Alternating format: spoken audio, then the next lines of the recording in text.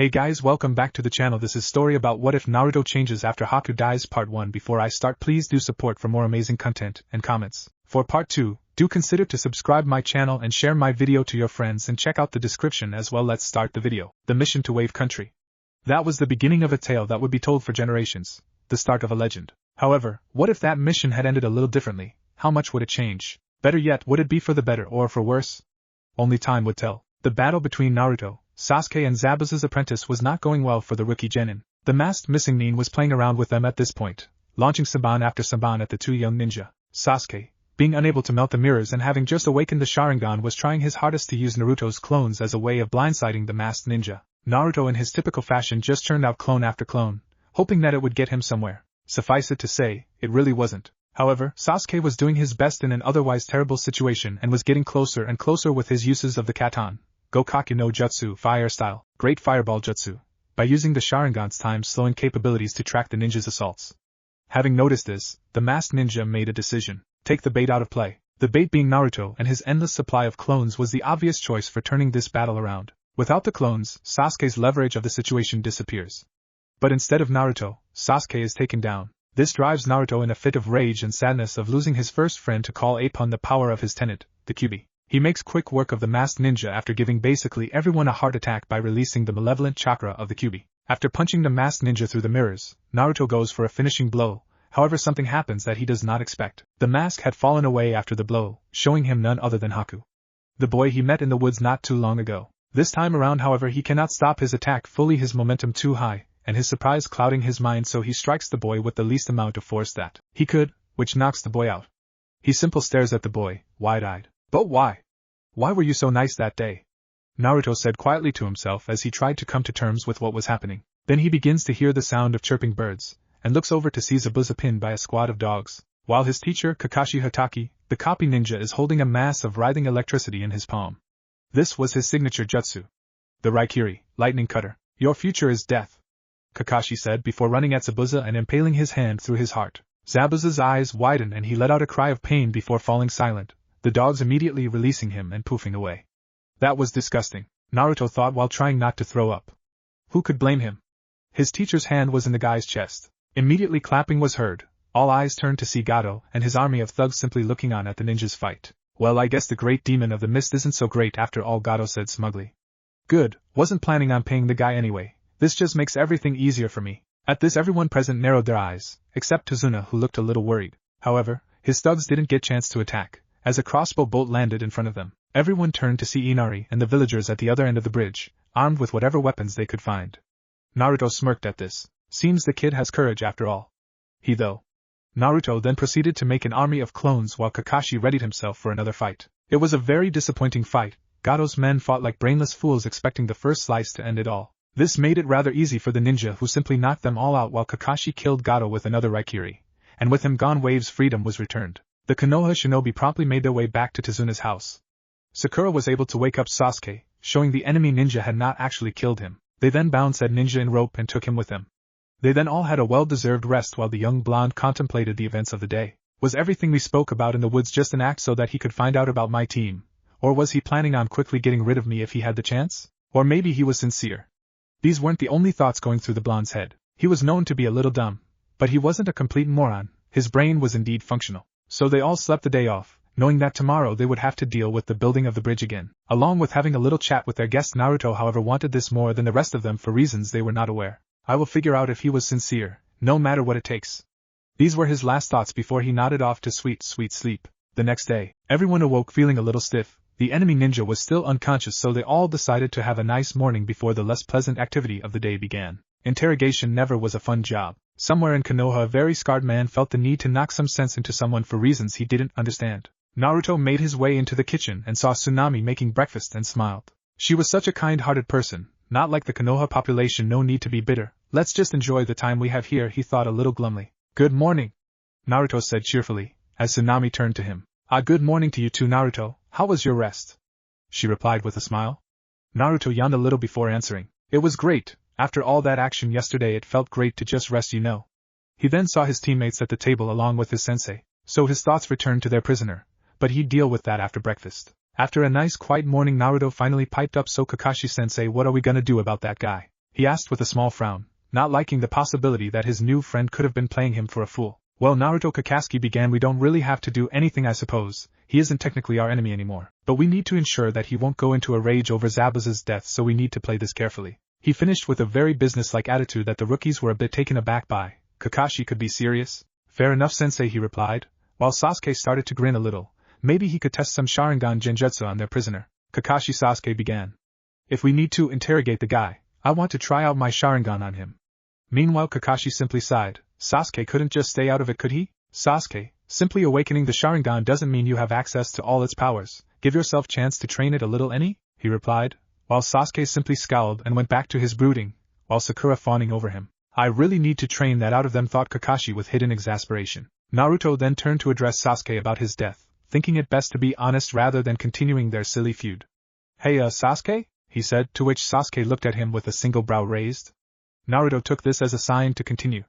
I'm glad you weren't killed on the bridge. We may not act it, but I do think of you as a friend, he said a little nervously. During the mission the two had seemed to become closer, but neither went as far as to mention friendship to the other. He was a little worried Sasuke would just scoff and call him a dope. Like that guy could kill me, dope, he said, to which Naruto simply lowered his head. Sasuke, however, was simply using this bravado to ease into the more unfamiliar thing he was about to be. Nice-ish. But thank you, Naruto, he said, having to grit his teeth to say Naruto instead of dope. Naruto immediately cheered up at this. Maybe it was a sign that the day would end well. Sakura couldn't believe her eyes. She didn't hate Naruto anymore, but she was shocked Sasuke could be so nice. Hell, the guy barely spoke to either of them. Maybe they required a trial by fire to kickstart their friendship. A trial by fire she wasn't a part of. She sighed, wondering when she could get the attention of her Sasuke-kun. She would need to be there next time. Maybe she should train a little? Naruto decided to address his other teammate. So Sakura, how are you doing about this? Seeing death isn't easy. I almost threw up seeing Kakashi kill Zabuza, he said. She simply looked at him and blinked. He could speak to her without being annoying? Nah, he was probably deep in thought about seeing that boy again, since he told them they'd met once before. Kakashi then scolded him about not telling them, but honestly, could they blame him? The guy was so normal in the forest. Not to mention Naruto was a rookie genin, he'd hardly noticed something so well hidden. Well, I'm doing okay, I guess. I don't think I'll sleep right for a while though, that was a pretty exhausting day, she said. Then she remembered something very important. Naruto, she said with a hint of fear. What was that power you used on the bridge? She said with apprehension. Naruto raised an eyebrow, until he remembered what they were talking about. He was trying his hardest to come up with an excuse. Kakashi was mentally leaping at the friendly interaction of his team. Alas, all good things must come to an end, and when the Kyuubi came to attention it was usually that time, so he needed to cut this short. How about we pay our little guest a visit, any? He said quickly, not giving anyone chance to say no. All the genin walked with him, but Sakura made a mental note to continue this at some point. Later that day, Haku was not having a good time. No, first the blonde boy goes into a fit of rage and releases unbelievably powerful and evil red chakra and beats him outright. Then he was knocked out. He had no idea what happened to Zabuza or if he was even alive. Not to mention he was a prisoner. Who knows what they planned to do to him? Then his heart sank. What if Zabuza was dead? What could he do without his master? He was never made to do anything himself. The only serious decision he ever made was to go with Zabuza, and now that he was dead he had no purpose. Maybe I can just get them to kill me and get it over with, he thought sadly. Though, all this time alone in the room gave him plenty of time to think about things, which made him think, do I need to die? I have freedom now, freedom to do as I wish. Can I really put that as a positive though? I've never had complete freedom. I don't know what to do, Haku thought, as his thoughts trailed back to the blonde boy he met in the forest a few days before the Battle of the Bridge, the one responsible for him being taken out of the fight. He sighed. What would Naruto think of him after he tried to kill him and his friend, the Uchiha? Haku legitimately liked the boy since he was honest and had a very positive goal, despite all the sadness and loneliness he saw in the blonde's eyes. In a way, they were the same, it seemed. His musing were finally stopped when the entirety of Team 7 entered the room with various expressions. Kakashi seemed neutral. Sakura was a little fearful of the one who could defeat her Sasuke-kun, and Sasuke was brooding. However, it was the blonde's expression which truly made him upset. He looked betrayed, hurt by the fact that the one he spoke with so casually was actually someone who was planning to kill them, though he couldn't help but think about the way Sasuke was spared, despite everything. This brought a little hope to his clouded mind. The silence was palpable, which Kakashi decided was enough and began to speak. So, let's talk, shall we? His only response was Haku looking up at him and inclining his head slightly. Alright then, let's start with names. My name is Kakashi Hatake, and you are? He spoke cheerfully, despite the fact that this was for all intents and purposes an interrogation. My name is Hakuyuki. I am the last of the Yuki clan. He spoke with little emotion, something Kakashi could easily connect to the fact that Zabuza was dead. Well, I didn't ask about your clan status. But I'm pleased you're being so cooperative, he said. Now then, since your friend Zabuza is dead, what do you intend to do? We can't actually accuse you of anything other than assault, since you are either a missing nin nor have you killed anyone. He continued in a serious voice. I don't know, Zabuza's goals were my life. I am little more than a broken tool, he said sadly, looking crestfallen, with a few tears welling up at the confirmation on his master's death. Then he began to cry. Team 7 gave him some time to calm down before continuing. Well, they would have, if Naruto wasn't there. Naruto couldn't take the way he thought of himself, and decided it was his time to get involved. What do you mean, just a tool? You are a ninja, a human being. If that's all that guy thought of you as, then there was no point of helping the jerk, he said with anger leaking out. Haku, hearing this, let out a small laugh, though it was more bitter than cheerful. That may be, but what would you do if you had only one precious person? Would you do anything to help them, to get them to achieve their dreams? That was exactly what my goal was for Zabuza-sama, he replied, again almost emotionless. Kakashi decided to butt in before Naruto threw a tantrum. Alright, well, that's good and all, but we still don't know if you are safe to release. So until the bridge is complete, you will be our guest, so to speak. After that you can do as you please, since you clearly were just following orders. Kakashi spoke, knowing that everything said was true by examining the conversation with his Sharingan. The other two members of Team 7 were surprisingly indifferent. Sasuke was disappointed he couldn't use his dojutsu to interrogate the guy, while Sakura was silently fawning. If that is what must be done, so be it. Haku spoke with finality. Kakashi nodded at this, slightly glad the boy was so broken, since it made his job here so much easier. He then untied Haku and allowed him to go and clean himself of all the filth accumulated during the fight. After a while, he emerged and went downstairs. Tsuna's family, not realizing what went on during the boy and Team 7, had a silent heart attack, thinking he was going to finish what Zabuza started, but were surprised when he silently sat down and did nothing. Oh, and I mean nothing, he sat there near motionless. Like a statue. A creepy, mentally broken statue. This was the sight Naruto arrived to after coming back from some light training with tree climbing, since he was trying to further hone his chakra control. Seeing Haku in this state made it easier to approach the boy, since he knew how loneliness felt. He sat down next to boy and took a few moments to compose his thought, not wanted to get upset over potentially nothing. So he began, was any of it real? Was our conversation just a convenient lie to get away without making me see who you really were? He said softly, not really wanting the answer, but steeling himself for it when it came. Yes, it was. I could see we were the same. I saw it in your eyes, the loneliness and the pain, and it made me happy to see another who had shared those feelings, so I couldn't help but interact with you. Haku replied. Naruto let out a genuine smile at this. He was thrilled that the boy hadn't just been lying to him. That's a relief. I was afraid you were just lying to me or something. So what are you going to do when we finish the bridge? You can't exactly just wander. It's not really safe to do that. Naruto replied, never losing his smile. I still don't know. I have never really made my own decisions, Naruto. I have been following Zabuza-sama's orders to the letter my whole life since the incident, Haku said, flinching slightly at the last part. Bringing up his past was never the easiest thing for him. He had major family issues. Do you want to talk about it? Naruto replied nervously. He didn't exactly want to drive the boy away by bringing up a topic he didn't want to discuss, but his curiosity got the better of him. Haku thought about this for a second, weighing the options. I think I should talk about this, to finally let it go. He thought, why yes. However, could we speak somewhere more private? This isn't easy to speak about, he said, clearly apprehensive about doing so. That's fine, Haku, let's go up into the room. Naruto replied softly. He wasn't exactly clever, but if there was one thing he understood, it was a painful past experience. Hell, he had a pretty damn good chance of beating most sob stories. Thank you, lead the way, Haku stated.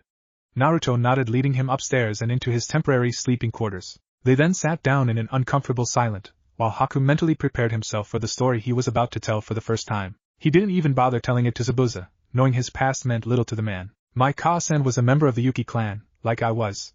However, in Water Country the current Nizukage declared Kekkai Genkai, bloodline limits, to be impure or evil. I can't remember the specifics of why he did it, but he did. My Ka-san didn't want to be killed for something she had no control over, so she kept it hidden, never showing it to the world. After a while she met my father and settled down with him, eventually leading to my birth. He recalled happily. This was the good part of her early life, so she had no issue telling this part. My early life was very good. My Ka-san and Tu-san were nice people. We weren't rich or anything, but we could live comfortably. However, that all changed when I awoke my Kekkai Genkai, Haku said. Naruto could immediately tell where this was going and so steeled himself for the tragic end. I used my Hayatan powers carelessly. I wasn't even aware it was a Kekkai Genkai. At that age I knew little about the shinobi world. My Ka-san saw that and slapped me across the face, something she never did unless it was extremely serious. She yelled at me never to use it again, but my two-san saw everything. He continued, barely containing his anguish. My two-san he killed my ka-san, something to do with demonic bloodlines or something. I wasn't really listening, I was far too afraid. He came at me with tears running down his face. I don't think he really wanted to do it. He was likely told by his friends that they'd report his family. So I did the only thing I could, unconsciously channeling my Hayaton powers, and I killed everyone in the house. I had no choice. He said, no longer containing the tears. Naruto couldn't help but hug the poor boy. He noticed something though. Haku's chest did not seem like something a guy should have. Oh my god, he's a she! He exclaimed mentally. Though honestly he was cheering, glad that he wasn't hugging a guy. He could bring this up after the boy no girl finished her story. So then I just went away, scrounging food wherever I could and just trying to stay alive. Then when I had sat down of a bridge one day, a masked ninja came up to me. He offered me a place at his side, as a tool. That man was Zabuza-sama. From then on I simply did as he required and helped him however I could. I had a purpose. Then this all happened. Now I have nobody again. She finished crying again. Naruto couldn't help but comfort the girl. It's alright, Haku. If you want, I'll be your precious person. I'll be your friend. He replied soothingly. Haku could do little but widen her eyes. I tried to harm his friends and the bridge building. I tried to break his will within the mirrors. I did all that and he wants to be my friend? She thought, frantically trying to make sense of this. You what? You want to be my friend? After a quick nod, she couldn't hold back her confusion. Why? She all but screamed. I've done nothing but harm your team since you got here. I attacked your friend, the Uchiha. I could have killed him, and allowed the death of your sensei and your other teammate. She said. Naruto just smiled up at her though, since she had risen to her feet in her rant. That's not true. Did Zabuza make you speak to me in the forest? Did Zabuza tell you to take non-lethal shots on Sasuke? That was all you, Haku. You are a good person with an unhappy life. She couldn't hold back the tears with these words, jumping at him and hugging him fiercely. Thank you? She repeated like a manta. Naruto was happy that she was comfortable enough around him to run her emotions like she was. Then again, the topic isn't exactly easy to speak about. You're welcome, Haku-chan, he said unconsciously. Then both he and Haku realized what she said and she jumped back with a cute eep, and looked at him with a small blush while covering her mouth. What did you say? She spoke slightly nervous. She wasn't expecting such a term of affection. Wait a minute, that was the female term. She exclaimed mentally. Did he know? Her eyes widened for a moment before returning to normal. Why should I care? I have no orders to hide it anymore. She thought happily while a small smile formed. Never mind, she said. Thank you again, Naruto-kun. She said somewhat nervously. She didn't know how he'd react to being called that. All fears were erased when a huge smile greeted her words and he just sat there looking in her direction. No problem, Haku-chan. He spoke cheerfully. Haku simply returned the smile and they went back downstairs, unknowing of what just began. A legendary partnership had been started. After the bridge's completion, the rest of the week went smoothly. The team along with Haku, who was surprisingly cheery, guarded Tizuna and his men while they constructed the bridge. It wasn't really like they needed to, but it made the village feel safer having its heroes overlooking them. They had no issue guarding the bridge since it was an excuse to do nothing for the rest of the week. Naruto and the girl had gotten a little closer over the week, since due to the fact Sasuke would still brood and train while Sakura fawned and did little else. Naruto didn't really have anyone to talk to but Kakashi, and his sensei still scared him a little after the fiasco with his Raikiri. Haku and Naruto just chatted a little and got to know the other a little. The week did wonders to cure Haku's sadness over losing Zabuza. She was now aware what the man never offered her. She never felt wanted with him, but now she was beginning to understand how it felt again. Now that the bridge was done, Team 7, Haku and the villagers were standing at its end. Team 7 was preparing to return to the Leaf Village, and the villagers of the town were seeing them off. There was one other matter of business left, however. Kakashi felt it necessary to sort it out as quick as possible. So Haku, what do you intend to do now? He spoke seriously, his tone commanding respect. Again, the genin gaped at their teacher not being a silly, perverted time-waster. Haku sighed, she was dreading this. Before she could speak, however, Naruto spoke with a loud and happy tone. She's coming to the Leaf with us, of course, he said. Team 7 were surprised by this, but mostly by the word she. He neglected to mention that little development, of course. Kakashi, coming out of his stupor, decided to clear this up. What do you mean she's coming with us? More importantly, what do you mean by she? He said. Naruto blinked multiple times before realizing he hadn't said anything and scratched the back of his head sheepishly. Oops, forgot to mention that, did I? He said, earning nods all around. And obviously I said she's coming with us because she is. Right, Haku-chan? He said. Looking at the newly discovered girl, they could all tell she was in an internal struggle except Naruto, being oblivious as he is, and all waited for her answer. Well, she said. What if they hate me for my Kekkei Genkai there? What if I'm treated like an outcast again? Her thoughts raged on before she composed herself and continued. Would they hate me there? She said meekly. Naruto was a little confused and decided to put his questions to rest. Why would they hate you? It isn't like you're he said, remembering her childhood. They wouldn't hate you, Haku-chan. Konoha loves Kekkei Genkai. It would be the opposite of Mizu no Kuni, land of water, I promise, he said calmly, not needing to explain what happened to her to his team since Kakashi pieced it together immediately. Haku still looked unsure but decided nothing could come from inaction. Okay, I'll go to the Leaf Village with you, she said with a small smile. That in turn caused Naruto to smile, not going unnoticed by Kakashi. He simply decided to ask about it later though, and they went on their way. Near the Leaf Village, the travel from Wave to the Leaf Village was peaceful. Serene, even. It was mostly a silent trip, but not uncomfortable. Haku was thrilled and frightened at the same time at the prospect of living in the Leaf. Naruto was ecstatic about his new friend coming with them. Kakashi was enjoying his book, Sasuke was enjoying his brooding, and Sakura was fawning over said Uchiha. All in all, it was a pretty nice trip. Near the Leaf Village, Haku decided to break the silence. So what's the village like anyways? She said calmly. Kakashi decided to answer before Naruto could get into a rant. Oh, it's a very lively village, not like the other great villages. It's always calm with a happy air around it. You'll probably love it, he said, but finished with another sentence in his mind. If the Sandaime lets you in, that is. Oh, who am I kidding? Naruto will vouch for her, and the Sandaime can't turn Naruto down, he thought with a small chuckle. They finally arrived at the village gates, and they all just waited for Haku to finish taking in the sights when Naruto said, Welcome to the Leaf, Haku-chan. Welcome to the Leaf, Haku-chan, said the energetic blonde of the group. Haku, however, didn't really hear him, too enthralled with the sight of the village. It was nothing like Haku was used to. She had never been in a major village. It was completely alien to her. In a good way. She smiled and focused back on the group, who seemed curious what her reaction would be. It's wonderful, she said, getting smiles from Team 7 and a slight grin from Sasuke, who is much too cool to smile. Then Kakashi decided to get the ball rolling. Since they had been standing just outside the gates for a little while now, they probably looked a little odd to passers-by. Let's actually go into the village then, shall we? He said, earning nods from the rookies and Haku. They walked into the village and went up to the reception desk, home of Kotetsu and Izumo, the eternal Chunin. Kakashi decided to sign them in. Team 7 and Jounin instructor Kakashi Hatake returning from a mission along with a guest who would like to request housing within the village. He said almost like clockwork. The Genin found this a little weird. Didn't they know who they were? They were there when they left the village. Haku wasn't really paying attention to Kakashi. She was too busy trying to perceive how her life would be in the village. Oh hey, Kakashi, Izumo started, before turning more professional.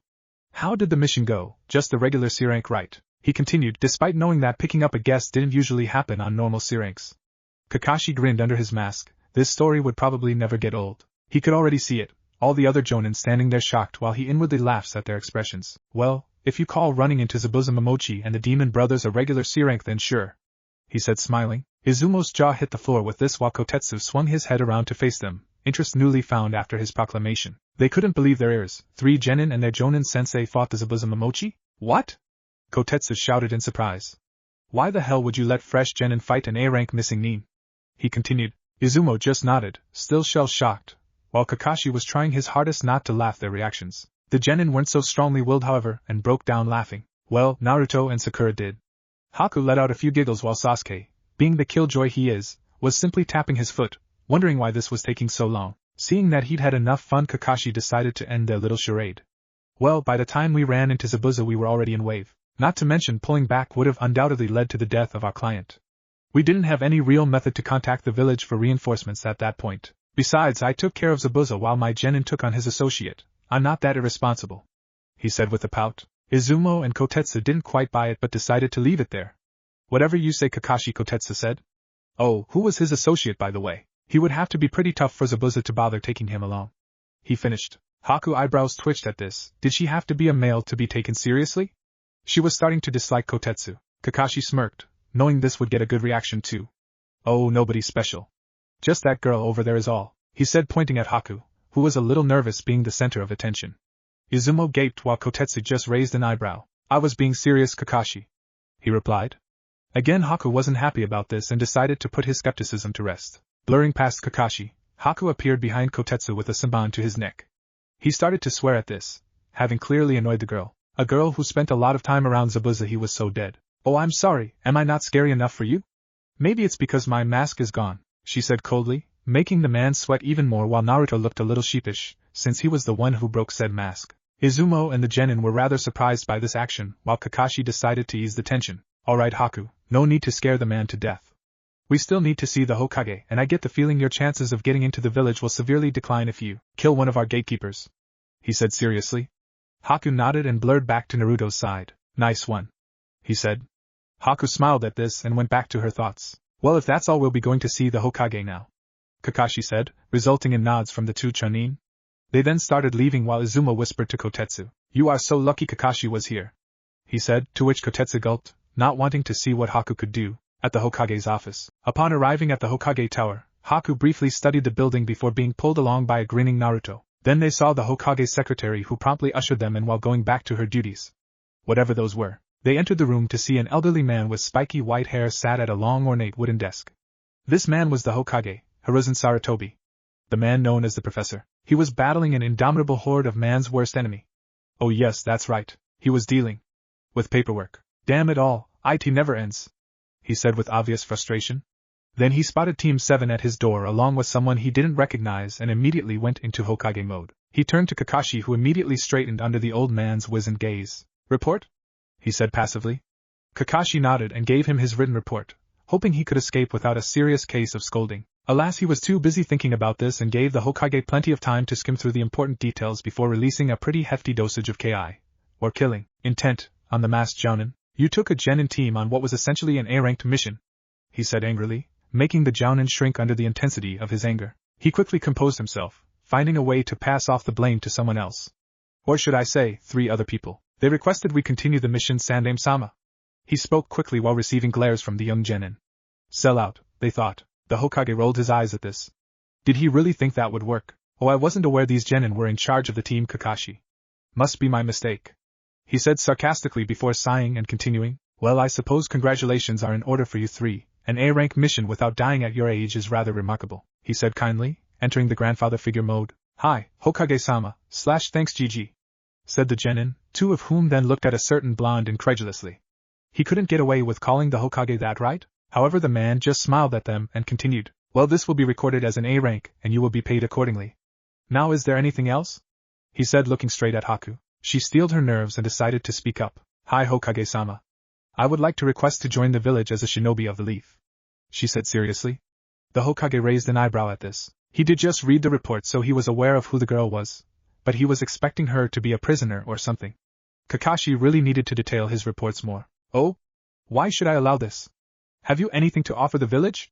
he spoke, feigning ignorance of who she was. Haku nodded at this. She figured it would be better to be truthful. "Hi. I am the last known individual with the Hayatan Kekkai Genkai. I am proficient with both my bloodline and Suiton ninjutsu. I have the bare minimum of knowledge regarding Futon ninjutsu in order to use my Kekkai Genkai. I have also received training from Zabuza Momochi," she said, ending with her head down. This was the defining moment. If the man was as smart as they say, he'd know where they found her, and would make a decision now. "I see," he said. "That is a very impressive skill set you have there. However, why should I allow you entry to the village after assisting the attempted murder of Team 7 and their client?" He spoke, not revealing what he was truly feeling, though he was very experienced, so it came naturally. Haku was feeling the pressure of the situation, and was starting to falter. She was about to reply when a certain blonde decided to save her the trouble. "Gigi, she was just following Zabuza's orders. Without him, she has no reason to do anything bad. Not to mention it shows she can follow orders well if she did that without wanting to," the blonde said defensively. Haku merely looked at him with a smile. He was so kind to her despite everything. The Hokage, despite all his experience and self-control, simply couldn't stop a smile from breaking out across his weary face. "Well, I'll keep that in mind, Naruto-kun, but I'd like to hear it from Haku," he said. Honestly, he'd already made his decision, but for appearance's sake he'd wait until she answered. So Haku decided to finish her argument. "I was indeed loyal to Zabuza-sama, and honestly, if he was still alive, I would still be your enemy. However, with him gone, I have no grudge against you. In fact, I am actually quite fond of this village thus far, and Naruto-kun has become one of my precious people." She spoke seriously. She was silently cheering that she didn't stutter or let out an hint of fear. Kakashi and the Sandaime picked up on the way she referred to Naruto, along with the fact she openly admitted she thought he was precious to her. Kakashi thought this would be great teasing material in the future, while the Sandaime was happy that Naruto finally found a girl who liked him. Not that the idiot realized what was really going on, of course. Hell, even Haku didn't make the connection. "Alright then. If I allow you entry as a ninja of Konoha, I have a few conditions. Do you have any issues with that?" he asked. Getting a quick no in response, he continued. "Firstly, you will not be able to leave the village for a month," he said. Seeing no argument, he continued. "Secondly, you will be joining Team 7 during their training sessions, but you will not be on their missions. he said, again seeing no argument. It was the opposite in fact, she seemed pleased. Lastly, you will be inducted as a genin and must raise through the ranks like everyone else, understood? He finished, getting a nod and nothing else. He then smiled and got onto a more cheery topic. Then from this day forward, you Haku are a shinobi of Konoha, he said, holding out a headband. Haku smiled and was thrilled that she wouldn't be sent away. Naruto was ecstatic that she could stay and he could spend more time with her and Kakashi, and the rookies looked pleased. She was a nice girl once you got past the attempted murder. Hiruzen decided to finish this up. Now if that is all, I must request you all leave. Naruto, I will speak you soon, I'm sure, he said. They all turned to leave when the air grew cold. Oh, and Kakashi? I expect you back later for a chat about your teaching style, he said in a tone that promised either pain or a massive chewing out. He sighed and left the room. Haku, the Sandaime called, to which she turned and walked back to the man.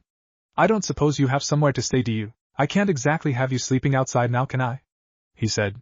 She blinked. Where was she going to stay? Maybe they'd give her temporary housing. No, I don't, she said neutrally. The Sandaime sighed. Arranging temporary housing was always a pain in the ass. The apartment complex owners would argue with him for ages to stop from having to give an apartment for free. Naruto, who was waiting at the door, looked up at this. You could stay with me, he blurted out without thinking. Then he blinked repeatedly, realizing what he said. Why did I say that? When she sees the state of my apartment, she'll think I'm some sort of lazy slob, he thought. The Sandaime smirked playfully. Well, Naruto-kun, while I'm sure she appreciates the offer, your apartment is not made for multiple people. I'll sort out the housing. Come back in an hour or two, Haku, and I'm sure I'll have something for you, he said. Haku, who had blushed at the concept of living with Naruto, for reasons she didn't understand, settled down at this and nodded. Thank you, Hokage-sama, she said. He nodded and sent them out. Then after a few minutes he spoke, seemingly to himself, loudly. Boo! Bring me Kakashi, he shouted, making the shadows of the room flicker about before disappearing. He sighed and leaned back. I'm too old for this shit, he thought achingly. With Team 7 and Haku. Alright, my cute little genin, congratulations on your first A-ranked mission. I wasn't expecting to say this so soon, but it brings me nothing but pride to say so, he said happily with a trademarked eye smile. Team 7 smiled at this before Kakashi continued. Alright, have a good rest tonight, and meet me at Training Ground 7 and 0600, he said before the ANBU appeared and whispered something to make him pale and promptly shun Shin away. I wonder what that was about, Naruto said. Sasuke rolled his eyes at this, and decided to get his daily insult to the stupid blonde in. Isn't it obvious? The ANBU work for the Hokage, and he seemed pretty mad earlier when he asked Kakashi to come back later. You're such an idiot, Dobe, he said with a smirk. Naruto was about to retort when Haku put a hand on his shoulder and shook her head. He conceded to this and simply decided to ignore the prideful Uchiha. Sakura decided to throw in her own little comment. So Sasuke-kun, you want to go get a bite to eat or something? She said suggestively. Sasuke snorted at this. But honestly he was considering it, but not alone with Sakura. He'd end up killing himself or something. HN. You wanna come, Dobe? He said casually. Naruto tried to think of something else he could have said, not believing Sasuke would be around anyone. When he couldn't, he let out a small, genuine smile and spoke. Sure. You want to come, Haku-chan? He said cheerily. Haku smiled and nodded. She had an hour or two to waste before she had to get her apartment key anyway. The young shinobi decided to go somewhere rather familiar. Choji's favorite restaurant, Yakiniku. The genin walked in to find Team Asuma were already there. They were waved over by Asuma when he spotted them, so they decided they may as well join the group. Hey guys, said Choji Akimichi, the big-boned member of Team Asuma. Oh, it's you guys, how troublesome, said Shikamaru Nara, the lazy strategist of Team Asuma. Sasuke Kyuin, said Ino Yamanaka, the blonde fangirl of said team. Well, if it isn't Kakashi's team. You guys just come back from a mission? Asked Asuma Sarutobi, son of the Hokage. He heard they had gone on a C-ranked escort mission to Wave. Something about a bridge. Yeah, it was an escort mission, Sasuke said dryly, not wanting to allow Naruto the opportunity to give a very detailed recollection of the mission. Asuma raised an eyebrow at the blunt answer before continuing. Anything interesting happen? He said, knowing that Kakashi was in some sort of trouble from some ANBU that walked in earlier who he'd briefly overheard saying the Hokage was ranting on a masked, gravity-defying gray-haired jounin. This time Sasuke couldn't stop the exuberant blonde. You bet your ass something interesting happened. We ran into Zabuza Momochi, he said loudly. At this, every shinobi in the restaurant dropped dead silent. Asuma was in a state of shock while his team was a little confused as to why that got such a large reaction out of their usually rather laid-back sensei. Zabuza Momochi? The demon of the mist? A-rank missing nin?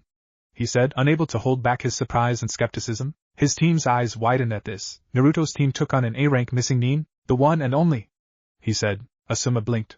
And? He said. What do you mean? Naruto replied with confusion plastered across his face. Asuma sighed, remembering who he was dealing with. I mean, what happened? Did you beat him? Did your mission succeed or fail? You know, that kind of thing, he said. Sasuke sighed, tired of Naruto's long-ass stories and the fact that he was starving wasn't helping. Long story short, we ran into the demon brothers, beat them, and then Zabuza showed up and got beaten by Kakashi. Then Haku, here he pointed at the girl, who was working with Zabuza at the time, saved his ass, he said, earning stares from all around to center on the girl. She shrunk slightly under their gazes, before she finished the story. After I saved Zabuza-sama, he took a week to recover, then when we attacked again I was beaten by Naruto-kun and Kakashi killed Zabuza-sama, she said sadly. Then, seeing as I had nowhere to go and was no longer their enemy, I came here to the leaf, she concluded. The Hokage just let you in, said Shikamaru, earning a shake of the head from Haku. He took this as a sign that she was going to clear up the situation. The Hokage made me explain to him my reasons for coming here, my skill set and my loyalties. He concluded that I was safe to allow in the village under a few conditions, she said, earning a nod from Shikamaru. If the Hokage trusted the girl, he had no arguments. Sasuke, tiring of this conversation, decided to end it. If we're done, I am rather hungry, he said with barely hidden irritation. Ino decided to try to woo him. She didn't quite get the message during their academy days. Oh, Sasuke-kun, you can share with me if you want, she said, tapping the free seat to her side. Sasuke simply rolled his eyes and sat next to Naruto, who had an end seat next to him. The idiot was the only person he could remotely stand, which was weird considering how loud the guy was. Oh, by the way, I'm Shikamaru Nara, the loud blonde girl is Ino Yamanaka, and the guy at my right is Choji Akamichi, Shikamaru said to Haku, who smiled somewhat nervously and replied. It's a pleasure to meet you all. My name is Hakiyuki, she said, immediately drawing the attention of the jounin at the table. Yuki? As in the Yuki clan? Asuma asked, intrigued at the concept of the leaf gaining a new clan, with a Kekii Genkai no less. Kekii Genkai were game changers by nature, always an ace on the battlefield. Yes. I am the last known member of my clan. Zabuza-sama took me in at a young age and I've been traveling with him since then, she said glumly. Asuma looked at her sadly, knowing she was upset about this. Well, looks like you and Sasuke have plenty to talk about, muttered Shikamaru, though nobody heard him. Enough with all that, time to eat, Choji remarked loudly. The dinner was going nicely, everyone was having a good time. Sakura and Ino were obviously butting heads over Sasuke while he was being unsociable, but besides that everyone was chatting. Though Haku didn't have much experience with people and mainly chatted with Naruto, Ino had been mostly ignoring said girl in her little feud with Sakura, but eventually remembered she was there and decided to speak with her. So, Haku was it? She asked, receiving a nod. Are you interested in anyone? She asked. Haku didn't quite catch her drift, again not having a great deal of interaction with other people during her time with Zabuza. What do you mean, Ino? Ino blinked at this. What? You know, do you like any guys? Maybe Sasuke-kun. I mean, I wouldn't blame you, just look at him, she said, raising an eyebrow playfully and glancing at him. Haku thought about this for a second, before a certain blonde entered her mind. She blushed at this, still not really understanding why she was reacting like this. She had been around people, she didn't reveal her true gender to any of them, but she had been around plenty of people, so why was she reacting like this when she thought of the blonde? It must have been because he was precious to her. Yeah, that was it. I don't believe I have any interests at the moment, Ino, she said, making the girl sigh before going back to what she was doing. Haku, however, was still contemplating the question. She would have to properly think this over later. The dinner went by smoothly from this point on, both teams exchanging embarrassing tales of crappy D-rank missions that they'd been on since they graduated the academy and things that they had learned.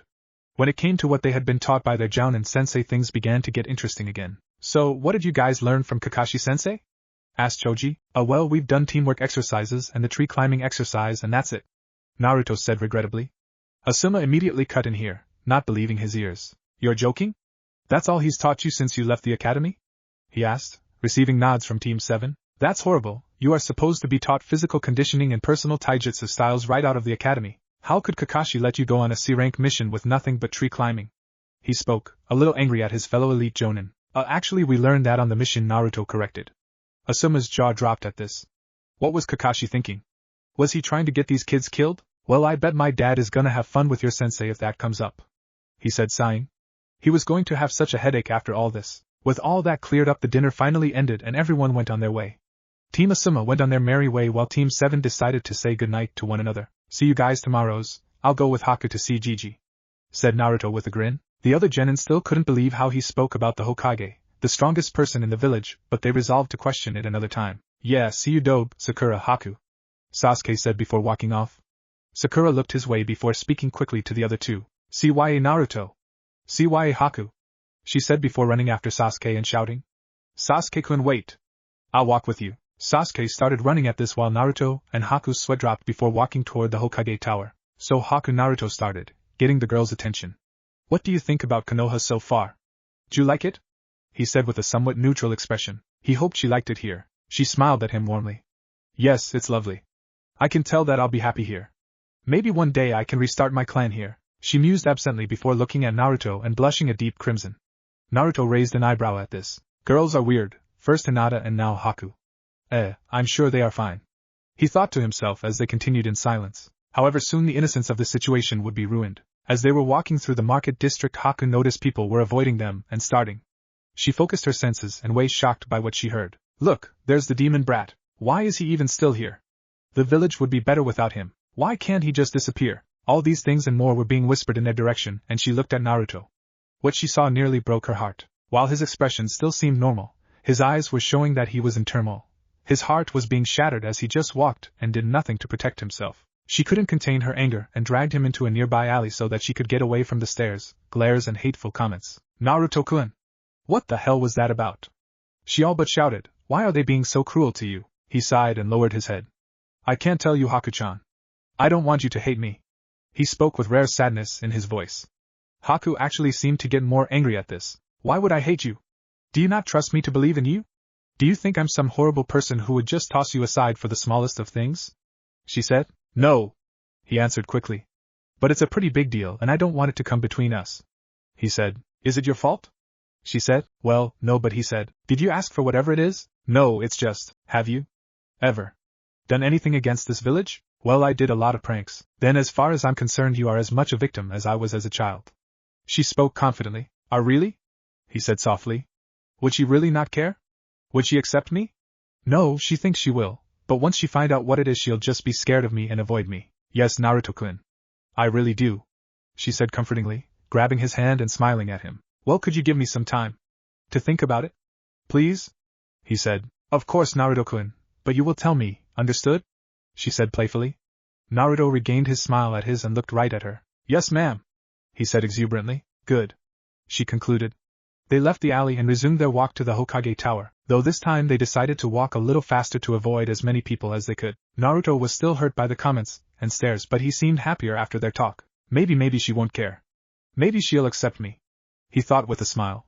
It made him wonder though, why did her friendship matter so much so him? The idea of her leaving him made him physically sick. He'd figure out in future, he thought to himself. Back at the Hokage tower, while Haku and Naruto were about to walk into the Hokage office, Kakashi emerged from the office looking like he just figured out his books were burnt. He looked at them before lowering his head and shuffling slowly back home. The question is, why not Shunshin? Why do ninja walk anywhere? Naruto was cut out of his musings by Haku waving in front of his face. He blinked quickly before smiling and following her inside the office. Upon entering, the Hokage looked rather angry before resettling his face into a neutral expression upon seeing them. Ah, Haku-chan, Naruto-kun, he said while raising from his desk and walking around to them. Here's the key to your apartment. It's in the west district of the village in a blue-painted apartment complex, 3rd floor, room 56. He said, handing her a key. She smiled at the elder Kage before giving him a quick thank you. Now, as I said, you'll be with Team 7 for the next month, but you won't be doing missions during this time. As such, you will receive an allowance from myself until you are free to do missions. It should cover your daily expenses. If you need anything, I'm here most of the time, he said with a grandfatherly smile. Thank you, Hokage-sama, you are very generous, she said professionally, to which Naruto shook his head. Why did everyone act so professional around him? He was just an old closet pervert. Now then, I'll get back to he looked at his desk where the paperwork pile had seemingly grown since he stood up. Paperwork, he said through clenched teeth. Haku let out a small giggle at this, to which Naruto raised an eyebrow at. This caused her to blush and turn away. Seems Naruto has quite the effect on our newest kunoichi. Interesting, the elderly Hokage mused. Still, he needs to wear something a little more desirable if he really wants to get any positive attention. He thought, slightly irritated. Naruto's outfit was, in a word, disgusting. It was an eyesore in all meanings of the word. Hi, Hokage-sama / sure think Gigi, they replied, before turning and walking out the door. I really should be a little more concerned about letting him call me that in public. It's not like I really care, I like that little knucklehead, he thought before going back to his paperwork, which has again seemed to multiply. Where is this all coming from? He said before looking at Minato's portrait. How did you do it?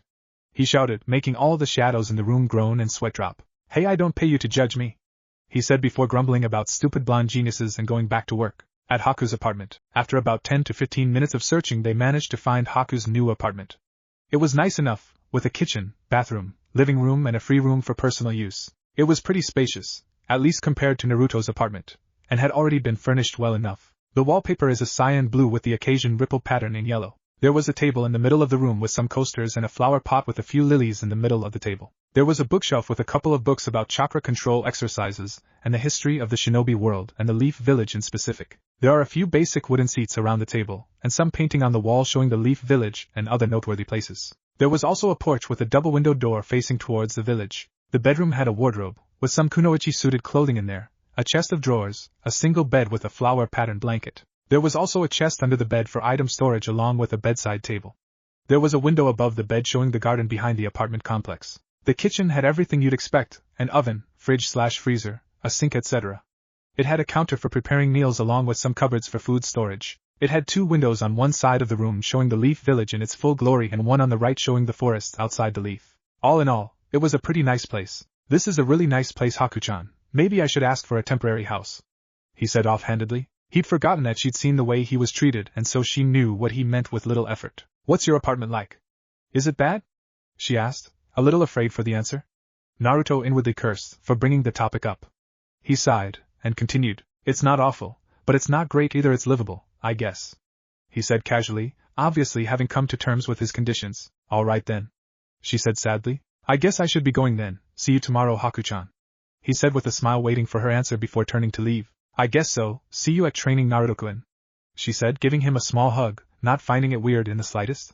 He smiled and walked out. She went through some of her books for the next hour or so before she found a book that interested her. She found a book labeled The Rise and Fall of Uzumaki. After reading through the whole thing she had one thought on her mind. Uzumaki clan? With Naruto at his apartment, Naruto lay on his bed and let out a huge sigh. The day had been quite long, and not to mention Haku figuring out about his treatment already. He decided to ignore it, and walked to his kitchen but found something interesting. A message and what looked like a slip of paper. "Hey Naruto, I got a bit of advice from the Hokage about the way I train you, so I got you this. It's called Chakra paper. If you channel your chakra into it, one of 5 things will happen depending on your elemental nature affinity. Your affinity determines what elements you will be best at using. If you have a fire affinity, the paper will ignite and turn to ash. If you have a wind affinity, the paper will split in 2. If you have a lightning affinity, the paper will wrinkle. If you have an earth affinity, the paper will turn to stone and crumble away, and if you have a water affinity, the paper will become wet or damp." From Kakashi. "See you tomorrow at 6 a.m. "Huh, that's cool," he said and picked up the chakra paper. He channeled chakra into it for a few seconds before it split in 2. However, it was what happened next that confused him. Instead of crumbling away, it turned to stone and began to sparkle in small places. What could it mean? Naruto and Haku were both rather confused at the moment. Both had discovered something they were not intending or ever expecting. Haku had discovered the lovable blonde idiot that she had been around for a while now was part of a clan. Not just some normal clan either, they were essentially on par with the Senju since they literally built their own village. She was rather saddened by the fact that it was stated that the clan was wiped out, however, but that led her to think about something. Did the blonde even know what his name meant? She had no way of knowing without asking, and since he had no family, it was uncertain if he was told. There was an unspoken rule that clans' names belonging to clans the size and importance of the Uzumaki were not ever to be given to one who is not of said clan, so the blonde was definitely related to the Uzumakis. The more she thought about it, the more confused she got. It did explain one thing though, why he was able to churn out so many damn clones. The Uzumaki life force and chakra was apparently quite legendary. Makes sense considering they were an offshoot of the Senju clan. She felt the beginning of a headache and decided to leave it there for now. She would ask said blonde tomorrow. Naruto, however, was trying to decipher what the strange reaction the chakra paper had meant. Kakashi said if the paper turned to stone and crumbled that you had an earth affinity. However, he didn't say anything about it turning to stone and sparkling. Maybe he was special? Yeah, right, he thought. I'm just some clanless orphan, what would be special about me? I would be told if I had some secret ability, right? He continued to himself. The thought wouldn't go away though. Gigi did say I was born on the day of the QB attack. Maybe my parents were special but he doesn't know who they were? He thought. He continued thinking about this before getting bored and giving up. I'll tell Kakashi-sensei tomorrow, maybe he has some more chakra paper. He said to no one. Then he crawled into bed and decided to sleep the day off. If there was one thing good about any day, it was sleep. Beautifully simple yet so enjoyable. Yep, sleep was great. Next day, Naruto rose from his bed feeling much better, the night having washed away his anxiety. His mind hadn't stopped pondering the chakra paper though, and then there was the fact that he'd have to tell Haku his secret at some point. He sighed, wondering how he got into this mess. He was about to have a quick breakfast when he heard a knock on his porch window. He looked over to see his teacher, Kakashi Hatake, just standing there. Like a scarecrow. A creepy one-eyed scarecrow. He walked over to the door, unlocked it and let him in. "What's up, sensei?" he said, somewhat bored. He was up, wasn't he? It's not like he was late for training. Wait, was he? He checked his lock. 5:25, I still have plenty of time, he thought idly before turning back to his teacher. "Oh, nothing important, Naruto, just wanted to bring you this," he said, holding out an assortment of random healthy foods. Naruto blanched before sighing. He was sighing a lot since the wave mission, must be stress. "I assume you want me to eat healthier, right, sensei?" he said, getting a nod in return. "Damn it, fine. I'll eat your stupid fruits and vegetables," he continued, walking towards his table to start preparing his breakfast. Kakashi simply smiled at how easy his genin were to control. "Is that all, or do you want something else, sensei?" Naruto called over to him, without turning from his breakfast. He couldn't waste time now, could he? "I was wondering if you got my other little gift," he said, earning a nod from Naruto before he realized this was the best way to bring this up. "Yeah, I did. Something weird happen when I used it," he said. Kakashi raised an eyebrow at this. He was wondering what could have happened. Maybe he had a strong affinity for wind like his father, since Kakashi knew his parents rather well. He'd never tell the blonde without permission, of course, but he thought of himself like an older brother to the kid. "Oh really? What happened? You have a strong affinity for something?" he said casually, not wanting to give anything away. Naruto shrugged and looked at his ceiling, as though in deep thought. "Well, I'm not really sure, the paper cut in half which shows I have a wind affinity, but it was another thing which confused me. It wasn't on your list at all." "Well, it was half on the list, I guess," he said. Kakashi was growing increasingly interested at this. "Did the blonde have a gift? Show me," he said seriously, holding out another piece of chakra paper. "Just do what you did yesterday, I'll tell you what it mean," he continued. "If I can, that is," he mused. Naruto grabbed the chakra paper and began to concentrate. Like he said, it split in two. And just like he said, it did something rather interesting. It turned to stone and began to sparkle in the light. "Amazing," thought Kakashi. "I have no idea what this means. I've never seen that before. Maybe he has a very strong earth affinity? It's as much my guess as anyone else's," he concluded. Noticing the blonde's attention was on him, he decided to make an excuse for now. "Well, Naruto, it appears as if you have a very powerful earth affinity." "That's very good, as you have the most defensive element along with the most offensive," he said cheerily. However, he wasn't sure if that was the extent of the story. "Well, anyway, I'll see you at training." "Ja-na," he said before using the shunshin to leave. Naruto raised an eyebrow at the sudden exit. Oh well, he'd see him in half an hour anyway. After eating, a quick shower and getting dressed, he picked up his equipment and headed to the usual training ground. He groaned, like he was actually going to learn anything. Then again, he did test their affinities. Maybe he was planning to teach them some kick-ass jutsu, he scoffed. Yeah, right. At Training Ground 7, the majority of Team 7 besides Naruto was already at the training ground. Sasuke was first there, since he had no hobby and was generally a hard ass, followed by Haku, who knew the importance of punctuality, and then Sakura. The group saw a small blonde blur in the distance, and knew who it was. "Hey guys. Good morning," he said to them after coming to a stop with a small smile. Haku noticed he seemed a little off. More serious than usual. Maybe he'd discovered something important since last night. "So, what are your affinities, guys?" he asked happily. Sasuke grunted before saying, "Lightning. Small fire." He wasn't really happy about this. Uchiha were primarily Katan users. He'd already gotten his anger out the last night though, so he could at least keep up his oh-so-important air of indifference. Sakura smiled and said, "I got water. I think it suits me pretty well, not like those dangerous ones or messy like earth," she finished. Everyone's sweat dropped at this. She was a kunoichi for Kami's sake. Naruto sighed before continuing. "Cool, I got wind and a strong earth," he said. The word strong caught everyone's attention. How did he know if it was strong or not? "What do you mean strong, dope?" Sasuke said, actually interested in what he said. Naruto just smiled and replied, "Well, Kakashi-sensei gave us that list of what the affinities looked like on the paper, right?" he said, earning nods. "Well, my earth affinity did something different than the list said, and Kakashi-sensei came to my house this morning, so I just asked him what it meant," he finished. The genin were quite surprised by this, but none more so than Haku. Chakra paper isn't supposed to do unique things unless there are special circumstances involved.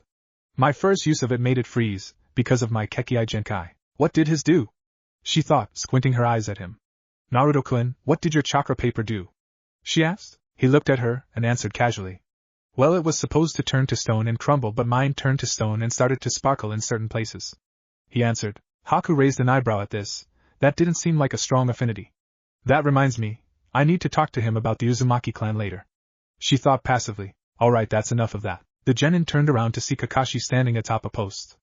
Naruto smiled up at him while Sakura was about to scream at him about his lateness, before realizing he wasn't late. Keikak Kakashi-sensei, you're on time, she said, shocked by the fact that he was capable of being on time even remotely. Yes, well, I decided that we needed to be a bit more serious about your training, so here I am, he said. And the Sandname threatened to outlaw Ika if I didn't, he thought. Then he decided to continue. We are going to be doing physical conditioning and speed training for now. It became clear to me in Wave that you aren't all in shape to do your jobs effectively. Also, I will be evaluating your taijutsu styles to see if you are using them correctly or if they aren't suited to you, he said, earning nods. Haku, Sasuke, you two are already rather fast, so we will be working on your strength and taijutsu, he said, earning more nods. Naruto, you need to improve your speed and your taijutsu since I couldn't help but notice you don't really have any sort of style befitting a shinobi, he continued. Naruto decided to be clear what he meant by this. What do you mean, sensei? My taijutsu seems fine, he said indignantly. Kakashi chuckled at this. The boy was so easy to rile up. What I mean, Naruto, is you swing your fists like a brawler. Ninja don't just use their hands, you must attune your whole body to the fight. You must be able to hit hard but also correct yourself quickly if you miss. I've noticed you just throw all your weight into your blows and hope they connect, and if they don't you leave yourself wide open. We also need to work on your blocking, dodging and parrying, he said, as if reading from a textbook. Then he noticed Naruto was sitting on the ground with a storm cloud over his head and laughed. Lastly, Sakura. You need just about everything, he said casually. The girl face faulted at this, but realized he wasn't wrong. She has done barely any training at all. She just sighed and nodded. Haku, Sasuke. You two will be wearing weights and going through taijutsu katas to increase your familiarity with them while also boosting your muscle mass, he said. Then he turned to Naruto. Naruto, you will also be wearing weights, but you will be doing laps of the clearing and then you will come to me so we can work on finding you a taijutsu style, he said. Then he turned to the pink-haired member of the team. Lastly, Sakura. You will be doing all these things. However, you will be doing less of each and we'll work on rounding you out more before specializing you a bit more, he said calmly, earning a groan. Well then, let's get to it, he said happily. 2 weeks later. The training was, to put it simply, hell. Kakashi was a hell of a slave driver. They couldn't argue with the results though, they were already starting to see some improvements. Naruto was getting faster, and with his indomitable stamina he could keep going for a long time. Sasuke and Haku were getting more precise with their taijutsu styles and seemed stronger. Sakura was getting better all around. Kakashi managed to find a taijutsu style that served Naruto rather well. It focused on using feints and various distractions to land blows on the more vulnerable areas the enemy's body. By working on pranks all his life, Naruto was a natural genius when it came to coming up with distractions and using feints. Hell, he managed to hit Kakashi a few times. Sakura was a different case. Kakashi decided strength training may not actually be necessary for her if she could master chakra-infused taijutsu, which he was certain she could with her chakra control. Then he managed to find her a quick and precise style that blended well with this, as a quick chakra-infused punch on an important area could end the fight immediately. Now that Sasuke had awakened his Sharingan, he was finding the Uchiha taijutsu style to be leagues better than before. Since it was intended to be used with the Sharingan to begin with, he was now capable of accurately keep up with enemy strikes and calculate where to dodge/block/parry effectively. He decided to work on speed and reaction time in his free time since just seeing an attack didn't mean he could block it. Haku needed a lot of work on her taijutsu, having specialized in ninjutsu and hand sign speed, along with precise use of Senbon. The girl was using a style similar to Sakura, one that required a lot of speed with the bare minimum amount of strength. She decided to use her knowledge of pressure points and the human body in her taijutsu. This allowed her to paralyze and disable limbs with so much as a touch. All in all, it was a rather productive couple of weeks. Kakashi was wondering why he waited so long to start teaching them. It was so much fun to see them fall and complain. Alright, my cute little genin, that's enough for today.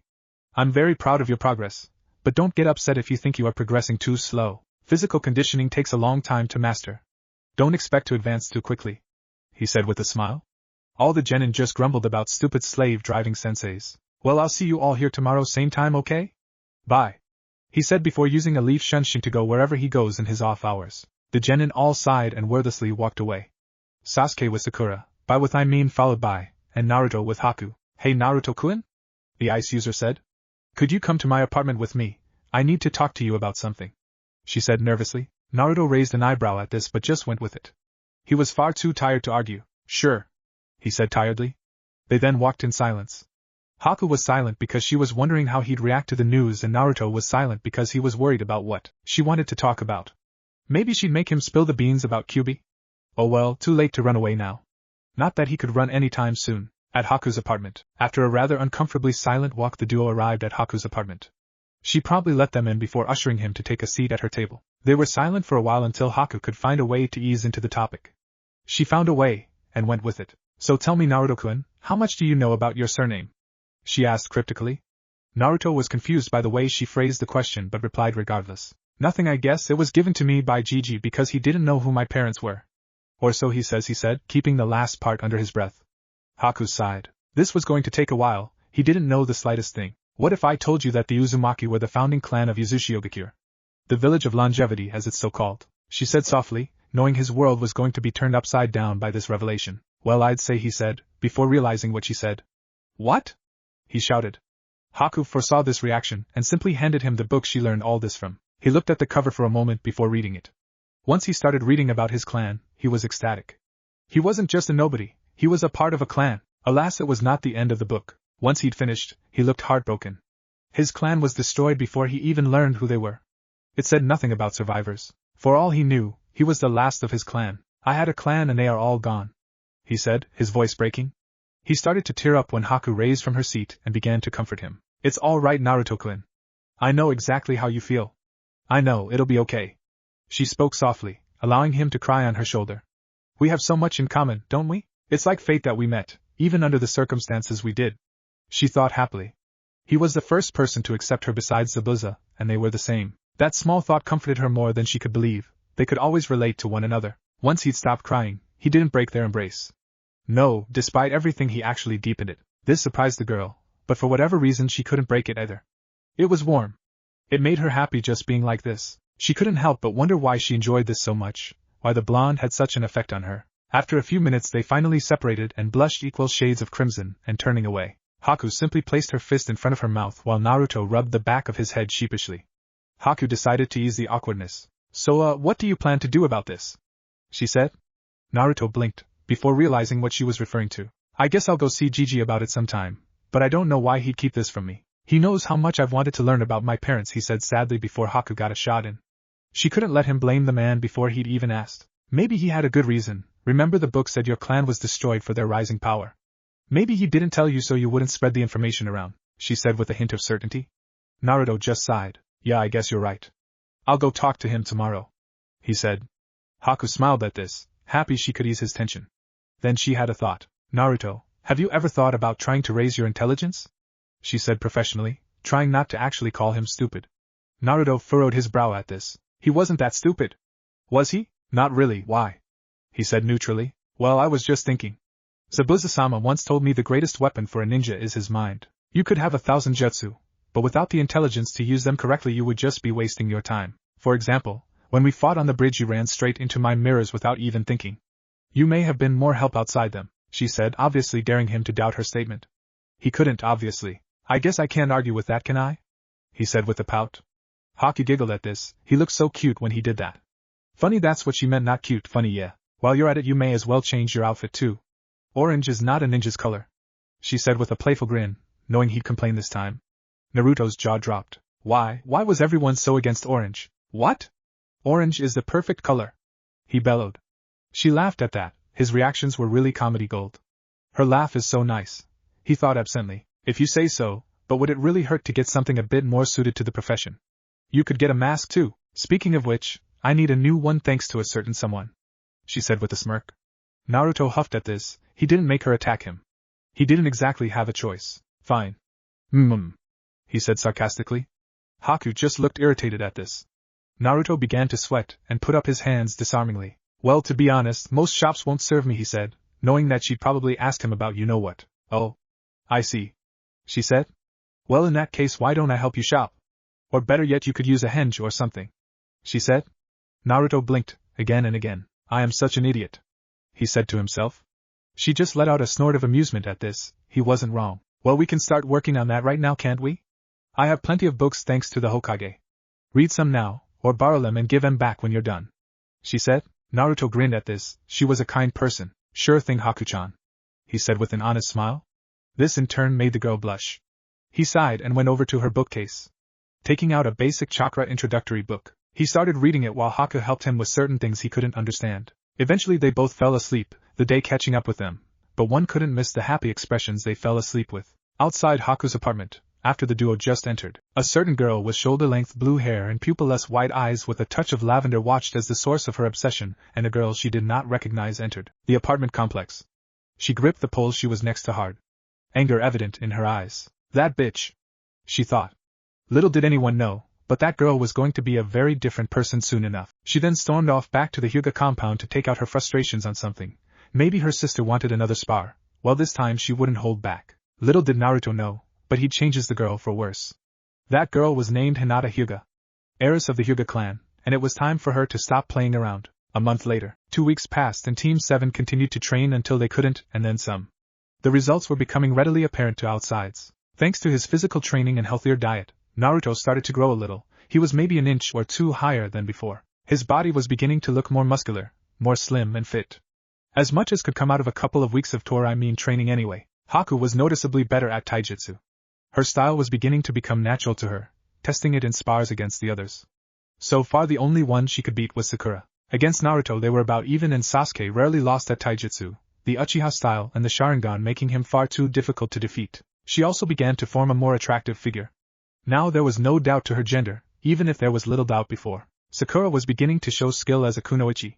There were obviously a lot of kinks to work out, but now she was finally beginning to become a respectable genin. Kakashi convinced her to stop dieting and to eat more nutritiously. This along with her physical training meant she was now far more energetic than before. She was developing more attractively as well, but alas the forehead was still there. Sasuke. Well, he was already the best out the bunch, physically at least. Haku was the best all-rounded, but even so he was showing improvement. His taijutsu style was now second nature to him, and his strength and speed training were helping to keep up with the enemy's blows rather well. He had already been eating healthily and training well, so he stayed mostly the same over the period of time. Obviously muscles became more apparent, but that was about it. After a while of ranting from Haku, Naruto finally got a new outfit. It consisted of a mesh armor shirt, a black jacket with a high collar and an orange inside. He couldn't go without orange completely. Dark blue A and BU style trousers, pants for those so inclined, fingerless black gloves and some black sandals. All in all, it was a much better look for him. Now Haku couldn't look at him without blushing, his figure no longer hidden. He was getting awfully confused about that. To be fair though, he was taking notice of her too, but despite the fact he'd been improving his mind over the last 2 weeks, he was still pretty clueless about the female population. Speaking of which, his intellect was improving at an astonishing rate. It made Haku question if he had ever been taught anything ever. He was like a natural genius, easily soaking up anything. Little did she know he inherited that little detail from his father. Speaking of parents, that brings us back to a small chat with the Sandaime. Flashback no jutsu. Naruto walked into the Hokage tower alone. He didn't want Haku around for this, knowing he was very likely to get very upset. This was a week after their chat as he had been busy training from that point until now. His matured mind would help him a lot in this matter. He'd still call him Gigi though. You can't just train that out. He walked into the old office and surprisingly enough, there was no paperwork. Funny how since he stopped pulling pranks the paperwork started to decline. Yes, funny. Not in any way because his pranks caused the paperwork. Nope, Gigi. He spoke calmly. The man raised an eyebrow before raising the other, and dropping his jaw for good measure. The boy looked completely different, more muscle, new clothes, he was even a little taller. Hell, even his eyes looked a little different, showing a more trained mind. Why yes, Naruto-kun, he said, trying to control himself. What can I do for you, my boy? He continued. Now that he was over his shock he was thrilled. The boy looked like a true shinobi. Obviously he'd found a good influence. Oh, nothing special. I'd just like to ask you about Yuzushiogakure, he said with sarcasm dripping from his mouth, and then obvious anger as he spoke of his ancestors' village. The Hokage widened his eyes at this. How did he know? I guess you found out then? About your lineage? He said, earning a slight snort. Well then I suppose I can't lie any longer. Yes, you are a member of the Uzumaki clan and your mother was also a member, he said seriously. Why? Wasn't I told? He spoke angrily. The Hokage sighed and continued, because the enemies of the Uzumaki clan still exist. If the world found out about your lineage you may have been kidnapped. Like Kumo tried to do to your mother, Kushina Uzumaki, he said seriously, silently patting himself on the back for such a good excuse. The lie was more to do with his father than anything. The boy calmed down a little at his. Guess I should have listened to Haku, he did have a good excuse. Is it just that though? An excuse. I can get that information easily, he thought with a grin. Oh? And my father? He said, barely containing his smug expression. The Hokage just blinked at this. He'd been found out by Naruto. He was so different from a week ago. Damn, whoever convinced him to study. I can't tell you about him, Naruto-kun, he said nervously. The boy rolled his eyes. Hiruzen continued. However, I can give you all the things regarding your mother and her possessions if you'd like, he said smiling. I'll get him with this deal, he thought. Naruto inwardly cursed. He couldn't turn that down. Fine, Gigi, that'll be fine, he said grudgingly. Hiruzen did an internal dance at a well-executed plan. I'll have them sent to your apartment, he said before Naruto nodded and left. Man, that was close, Minato? Thought the elderly Hokage. Flashback no jutsu. Kai. Back to the present, Team 7 were standing at Training Ground 7 with their sensei, Kakashi, waiting for him to tell them what they'd be doing for the day. Now then, Team 7, first I'd like to say that I'm very impressed with your recent progress, and I don't bet you could take on most new Chunin, he said happily. Everyone, even Sasuke, who had started to lighten up since the wave mission, smiled at this proclamation. Now then, today we will finally be working on your affinities. Here's what will happen. Sasuke, you will work on your lightning affinity. Naruto, you will work on earth. Sakura and Haku will work on water. Understood? He said, getting a hi from the group. All right then. Then let's get situated, yes? He said, before moving them away from one another. Well, Haku and Sakura stayed together for obvious reasons. He then gave them their tasks. The girls were to float water over their heads and down to the ground before they had mastered the first test. Naruto was to crush a stone in under 5 seconds with nothing but chakra, and Sasuke was to dance lightning around his hand without shocking himself. Kakashi expected this to take a while. Surprisingly, Haku was doing rather well, though she had experience in Suiton ninjutsu already. Sasuke was doing okay. Sakura was doing well because of her perfect chakra control. It was Naruto who surprised the man. Well, he'd stopped being surprised since last week, but it was still a sight to see. Naruto was already able to half-crush the rock in about 15 seconds. That was rather incredible. He was wondering if that was the natural talent the blonde had been hiding until recently, or whether that was due to his rare earth affinity. He'd never know. Still, it was gratifying to see his students doing so well. Naruto created a single clone while no one was looking and made it do the exercise also. He had learned about the memory feedback while reading through a scroll of clone varieties. He couldn't risk using many as the feedback on his immature mind was far greater than it would be on someone older than him. He didn't want to kill off the brain cells he'd just gotten. After a few hours of this, he'd reduced the time to 12 seconds to half crush it, and 19 seconds for it to be fully crushed. And it'll be lower when I dispel my clone, he mused. This continued for a while. Haku managed to fully master the first exercise due to her experience and chakra control. Sakura was about 3/5 ths of the way there, and Sasuke could keep the lightning around his hand for about 18 seconds before he shocked himself. Naruto, after dispelling his clone, found he could do the whole rock in 5 seconds. He smiled at this and told Kakashi about it. Safe to say that was unexpected, but he was impressed nonetheless.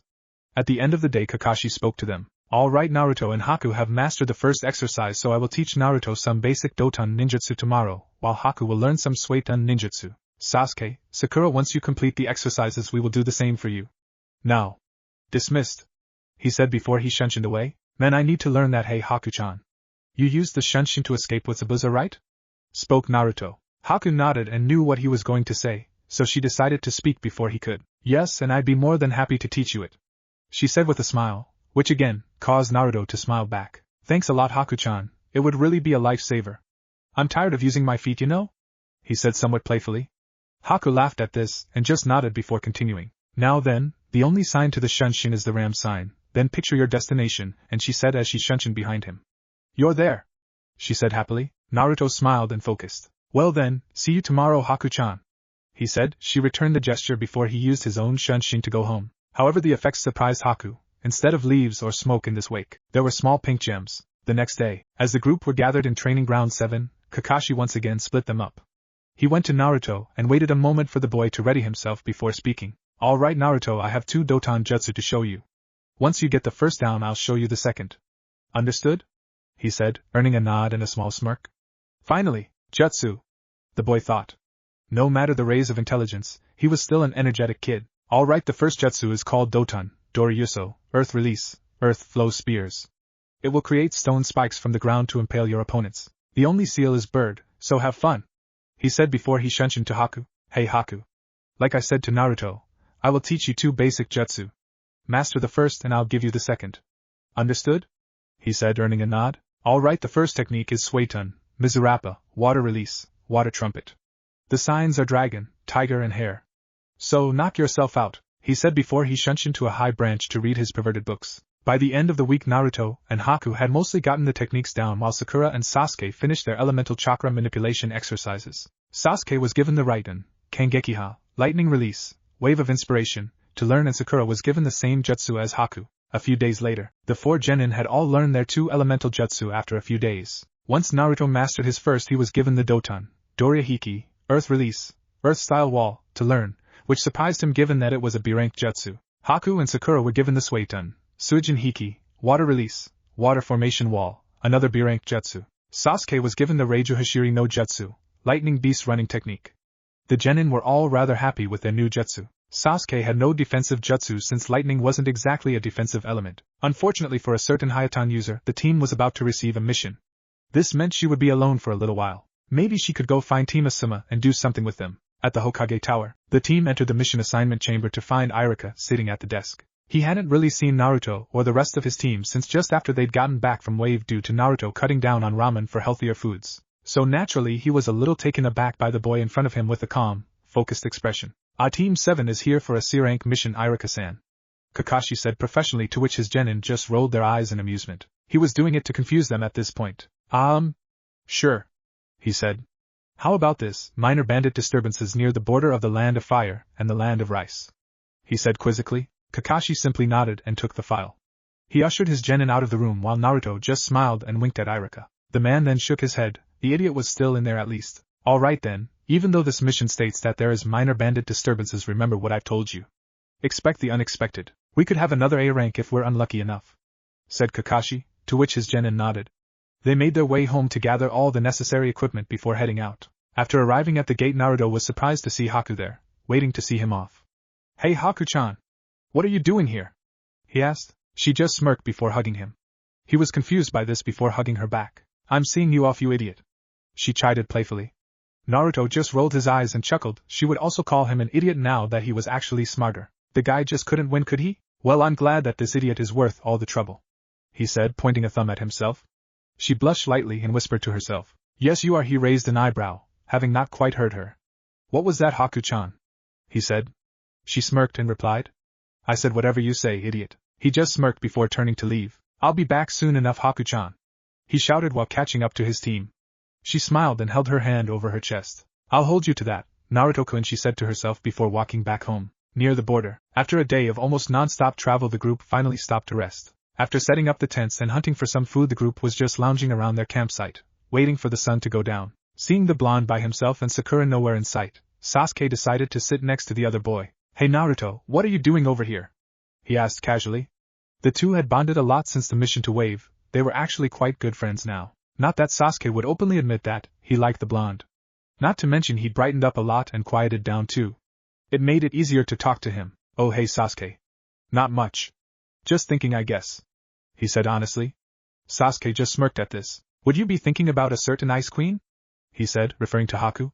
He used that name whenever the two of them were alone to annoy the blonde. Naruto just snorted indignantly and blushed. I have no idea what you're talking about, Sasuke, he said, not entirely dishonest. He still didn't understand his feeling for the girl, and with all the training they were doing he didn't have a lot of time to think. Whatever you say, Dobe. Whatever you say, he said playfully. Naruto just raised an eyebrow at this before smirking. Oh? How about you, Sasuke? Thinking about any pink-haired girls? He said, grinning like a madman. Sasuke started to fume at this. Naruto knew he wasn't exactly fond of Sakura. He replied loudly, Take that back, Dobe. Naruto just laughed and jumped away. Sasuke smirked and gave chase. Get back here, you idiot, so I can beat some sense into you. This continued until Sakura returned with water. Sasuke couldn't be seen openly friendly. He wasn't up to it yet. Naruto just got in his tent and pondered recent events.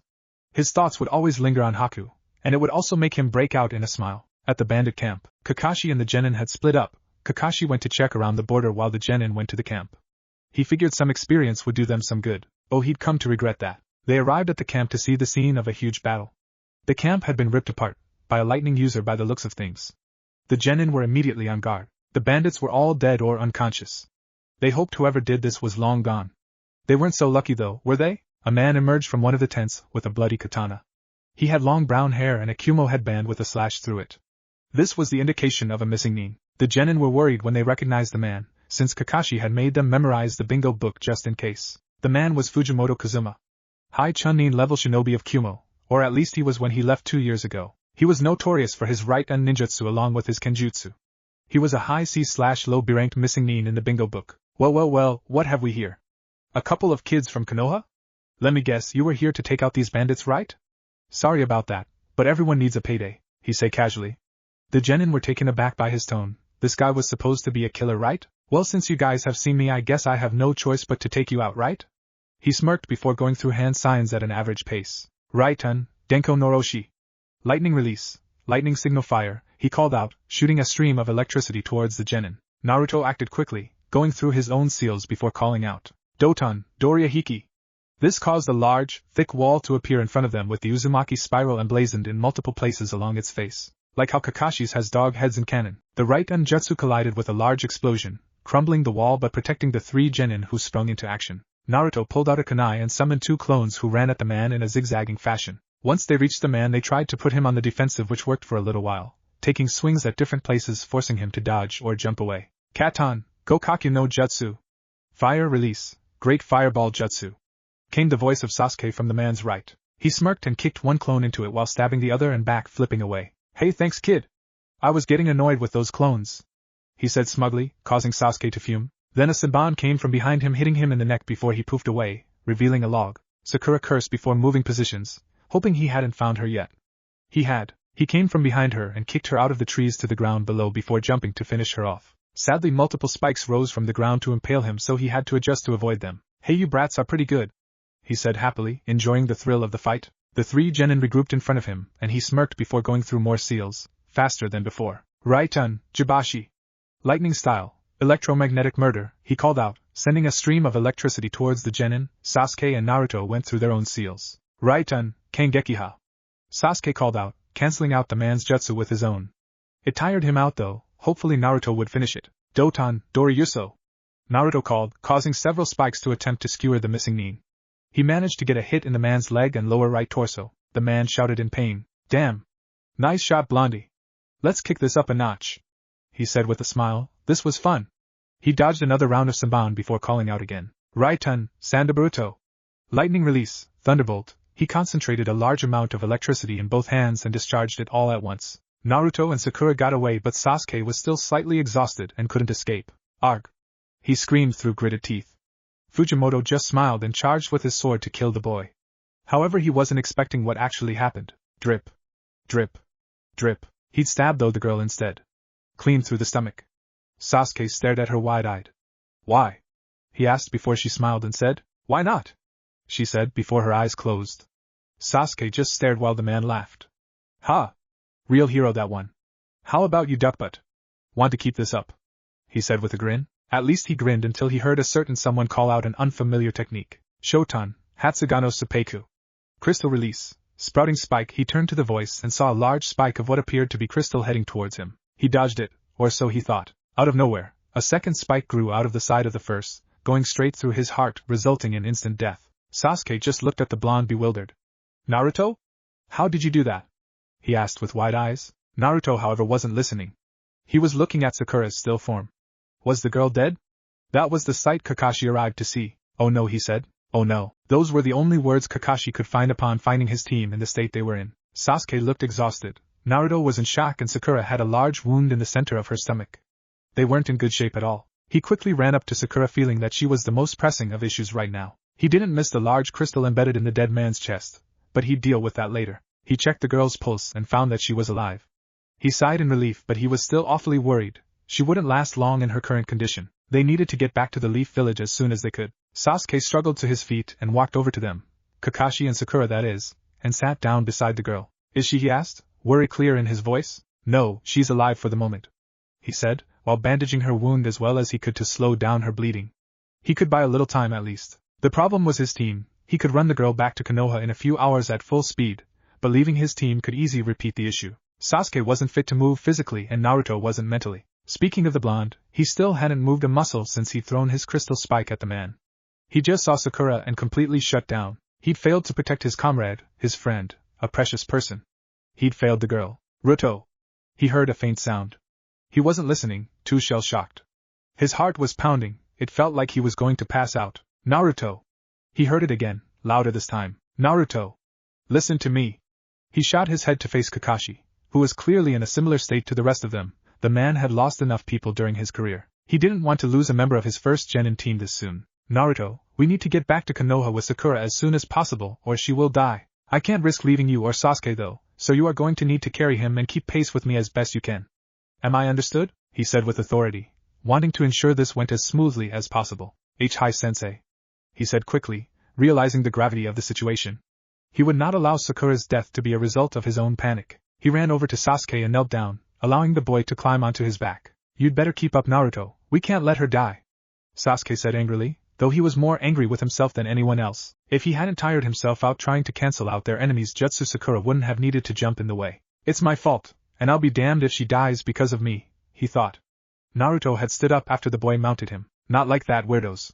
There is enough Naru/Sasa on this damn site. Alright, we fit to move?" Kakashi asked, earning a nod from Naruto.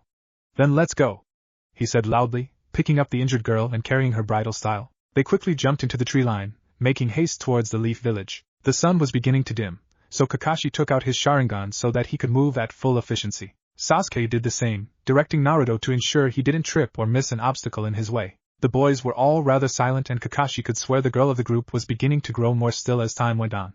He cursed to himself. Not again. First Obito, then Rin, then Minato-sensei. I won't lose another one, he thought, determined. He turned to Naruto before speaking. "Naruto, can you go any faster than this?" he asked. Naruto thought about it before answering. "How far out are we?" he asked seriously. Kakashi thought about it for a moment before replying. "About 2 hours at this speed. Why?" he asked. "I can manage a higher speed for that long, I think," he said. "Excellent, let's move." The Jonin sped forward, Naruto straining to match his pace. "It will be worth it in the end, she will live." "She will," Naruto thought to himself. They continued like this for about half an hour before the Leaf Village became visible. Naruto let out a smile. He looked at the girl. She was still alive. They would make it at this rate. "Just a little more and we'll be there. It'll be fine," he thought happily. The next few minutes were a blur. Team 7 shot through the gates, not bothering to deal with Kotetsu and Izumo. They didn't have time if Sakura was to be saved. "What the hell was that?" Kotetsu said. Izumo just shook his head and sighed. "Not our problem," he said. Kotetsu just growled and went back to his business, which was sitting there, doing nothing. They ran into the hospital and went up to the desk before the woman there saw Sakura, and her eyes widened at the state of her. She was covered in blood and had begun to go pale. She was barely breathing and her pulse was fading quickly. "We need emergency attention now. Quickly or she will die," Kakashi said with a non-arguable tone. The woman quickly ran out of the room before returning with 5 doctors and a stretcher. They laid the girl onto the stretcher before leading her to an operating room, Team 7 in tow. Sasuke was now walking on his own, feeling rested enough to at least do that. They were stopped at the door of the operating room by one of the nurses. "I'm terribly sorry, but we cannot disturb the medical ninja right now. The girl's injuries were severe and this time is crucial," she said in a commanding tone. Kakashi looked down and sighed. "I understand, thank you for responding so quickly. We'll wait here if that's all right," he said. The woman looked at him and shrugged. "I don't see why not, but try not to cause too many issues," she spoke, before walking away. Kakashi turned to see his students just sitting in silence. He decided to clear the air. "So, what happened out there?" "I saw that man's body near Sakura and I assume he was a missing nin?" He spoke softly. They were blaming themselves as it was. The man knew how it looked, so shouting at them would solve nothing. "We arrived at the camp like instructed and all the bandits were dead." After a few moments of looking around, Fujimoto Kazuma appeared from one of the tents. He said he was hired to kill all the bandits, and declared he'd have to kill us to keep his location a secret, said Sasuke. Kakashi narrowed his eyes at this. If a missing nin was really there, that would make this mission another B rank, maybe an A rank if he showed sufficient skill. Then he realized they'd left the body there, so the bounty was forfeit if they had no evidence of the kill. Why does my team keep getting all these complicated missions? Kakashi thought angrily. He couldn't really blame his genin. That man was a C rank missing nin at the time he left his village. He could have easily upscaled to a B rank, or maybe even an A ranked missing nin in 2 years. He sighed. "And then what happened?" he said. Naruto decided to carry on at this point. "We engaged him and were doing well to begin with. I blocked his jutsu with my own, then I created 2 clones to keep him busy. He got rid of them by using Sasuke's fireball to his advantage. Then he replaced himself with a log when Sakura threw Saban at him. He kicked her out of her hiding spot and tried to fry us with another jutsu. Sasuke cancelled it out with his own while I tried to skewer him with my earth spears. He managed to get away with minor injuries," Naruto said before Sasuke intervened. "Yeah, then he tried yet another jutsu and I was too tired to avoid it. I got hit and stunned, so he came in for a finishing blow with his sword, and Sakura jumped in the way. Then Naruto threw some kind of spear at the guy. It was weird though, made out of crystal, and another spike grew out of the side of it when it missed and impaled the guy," Sasuke said, finishing the tale. Kakashi raised his eyebrow at this. That didn't seem like any elemental jutsu he'd ever heard of.